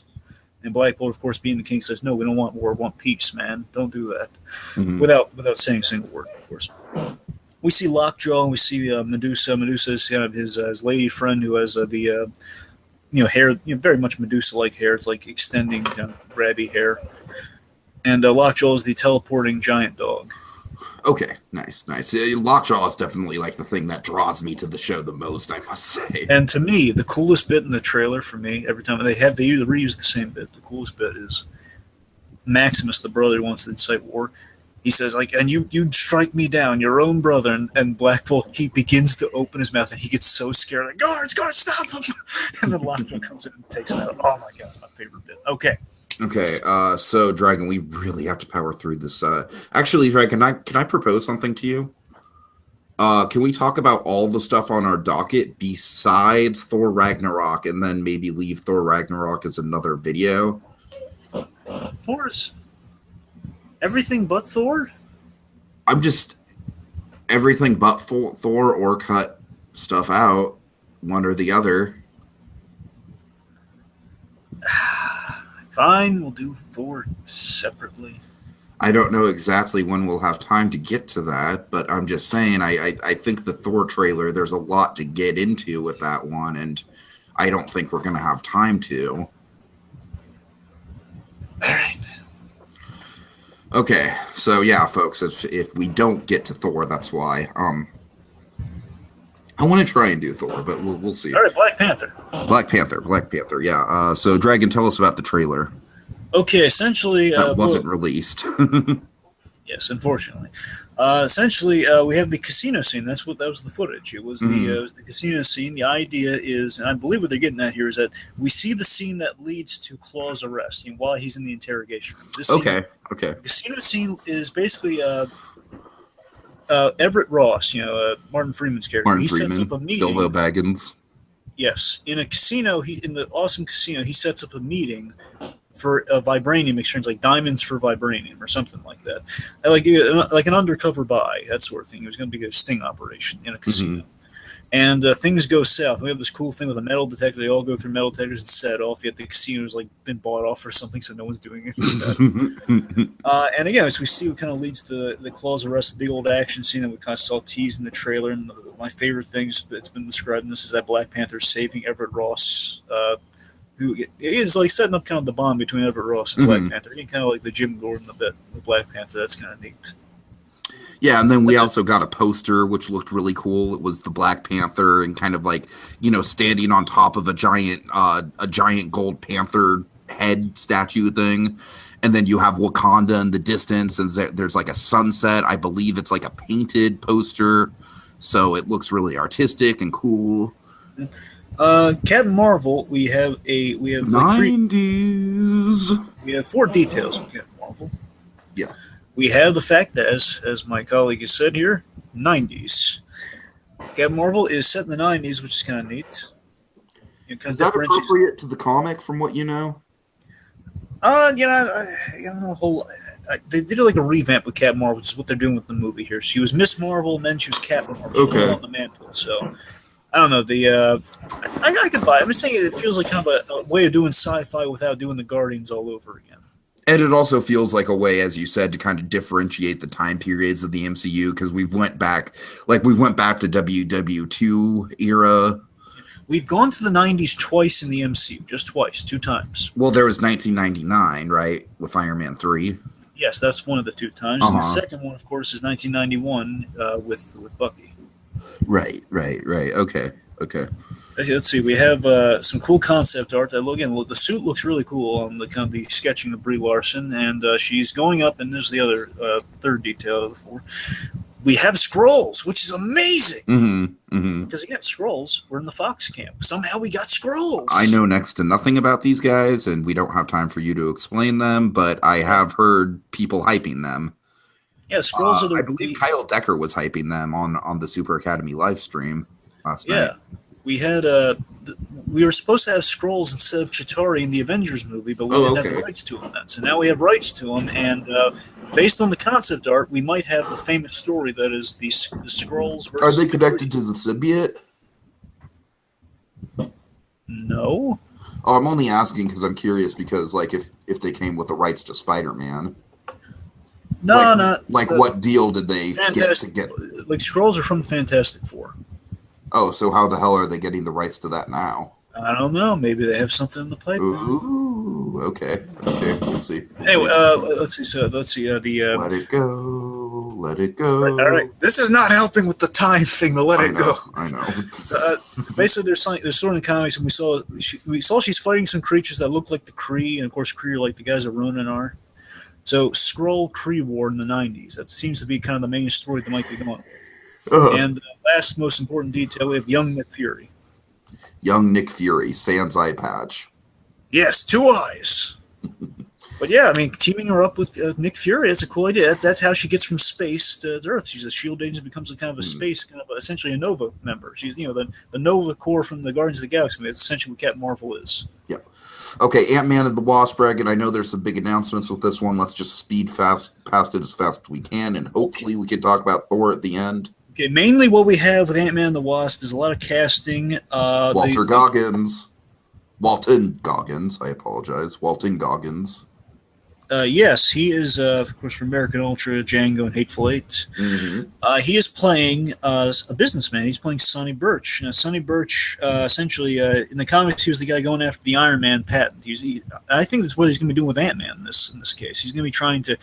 I think the crux of this movie, based on these casting choices, based on a lot of these cool characters we're using, I think it's going to be corporate espionage and kind of an Ant-Man post-Civil War where he's somewhat of a fugitive.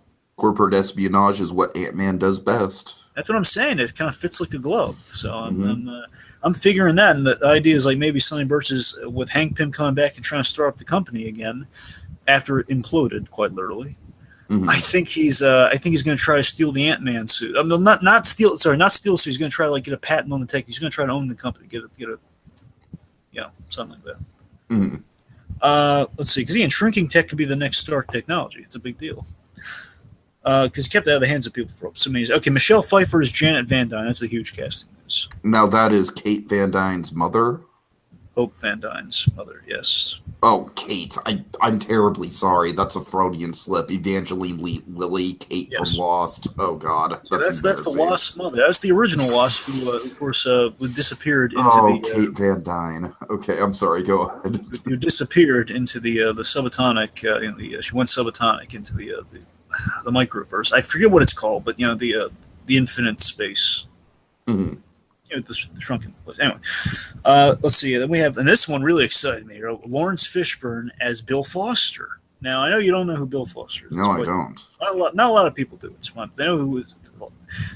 Lawrence Fishburne essentially would be most likely a lab assistant to Hank Pym. And what's cool here is that Bill Foster in the comics, he turns into Goliath, who is essentially another giant man. Okay. Now it's cool. I would like to think that Bill Foster is the guy in between movies. He developed he developed the growing. He basically worked it so Ant-Man's suit could become Giant Man. Oh, could very well Yeah, I could see that. I would like that. I'm not saying we're going to see a giant Lawrence Fishburne like in the comics, but I think he'd be responsible for Giant Man. So he'd almost kind of be Another Hank Pym. Ant-Man's. Well, yeah, but also kind of Ant-Man's Lucius Fox in a way. In a way, yes. I think that's. I doubt they're going to put him like in the suit because again, Lawrence Fishburne's not exactly kind of battle ready these days. One I'm really excited about, Ghost. I love the character of Ghost, and it's being played by a female instead of a traditional male. We have Hannah John Kamen as Ghost, and again, Ghost is the reason I'm really championing the corporate espionage plot. Ghost is an Iron Man villain who again who has intangible technology. That character can phase through things and steal and mess with technology. Mm-hmm. Lastly is Randall Park as Jimmy Woo, Agent Jimmy Woo, who is really popular character in the Asian community. I'll say that much. I mean, seriously, it's kind of like the awesome Asian Shield agent. A lot of Asian people really do love Jimmy Woo. Okay. I'm sorry. It's just okay. Can we yada yada past Infinity War because we already talked about it during the D23 thing? Fine, but let's talk about Cap real quick about it. Can we talk about Cap? Sure. So Cap has a beard, and that's awesome. Yes, and what's cool is if you notice in the poster with the awesome also we have an awesome poster here. I mean, that's cool. About 22 to 25 characters to count the villains. Mm-hmm. What's really cool about Cap with the beard is that he is his suit is the Civil War suit, but it's like stripped away of all the Captain America colors. So he's basically Captain No Name at this point. I call him Man Without a Country suit. I call it the Man Without a Country suit. I like how Thor is positioned in the poster with the Guardians. That fits very well with what we know of how Thor is going to be introduced into the story. Rocket did get a great gag I saw in the footage. We finally were able to watch the footage. Rocket's like saying, "Use the wipers, get him off." After Thor literally crashes into I also like how Groot is in proper teenage form in this. Yeah. Everything else we pretty much kind of covered already. Also, Vision's in a cage. That's about it. Yes. Okay. All right. So let's get to the main event that we don't have a ton of time to go over, but we'll go over as thoroughly as we can. So, yeah, Thor Ragnarok. Dragon, I have some details on the Hulk that I'm not sure if you know. So essentially, the idea is that after, the Hulk has not transformed back into Bruce Banner for 2 years. So that's why the Hulk has the vocabulary of essentially a 2-year-old. Yeah, it's very much, again, the Planet Hulk. The Planet Hulk story is that he's on a planet where he can't turn back into Bruce Banner because it's toxic. That might be what it is in the comic, but I've heard they're not. For the movie, what I've heard is that it's more so like the Hulk. It's kind of like an examining. In a way, Dragon, I feel like this is going to be more the Hulk movies, more of the Hulk's movie than Thor's movie, because it really does feel like that solo Hulk movie that we've always wanted, right? Where it's kind of like the Hulk sort of like Bruce Banner is sort of the Hulk's personal antagonist in this movie. You know what I mean? Like the Hulk is his own character. He's his own man. He's wanting to be independent. He's kind of like the he hates Bruce Banner. Right. And so he hated him in Ultron. So I'm really fascinated by that dynamic and how that's going to play out. I almost kind of wish that we didn't get it spoiled that Ruffalo is going to be I don't know. I assume that he's going to transform back into Ruffalo after the big first fight. I don't know. I just kind of wish we hadn't seen Ruffalo proper. But Loki looks like he's, in a precarious situation yet again. I love how the sequels to Thor always have Loki oh, this is going to be fun. I'm going to backstab you. And yeah. Kate Blanchett looks fucking amazing. She and Valkyrie have history because we saw an army of Valkyries going after Hela and it looked amazing. All that looks incredible. We have this gag about who won the fight, and of course we've cut to Thor very much losing the fight. And it says, I won. I won rather handily. Anyway. Man. I love the aesthetic of this movie. I love how it's basically taking place in the Guardians universe for a big part of it. Yeah. Goldblum, of course, looks really fun in the brief new footage we get of him. Yeah.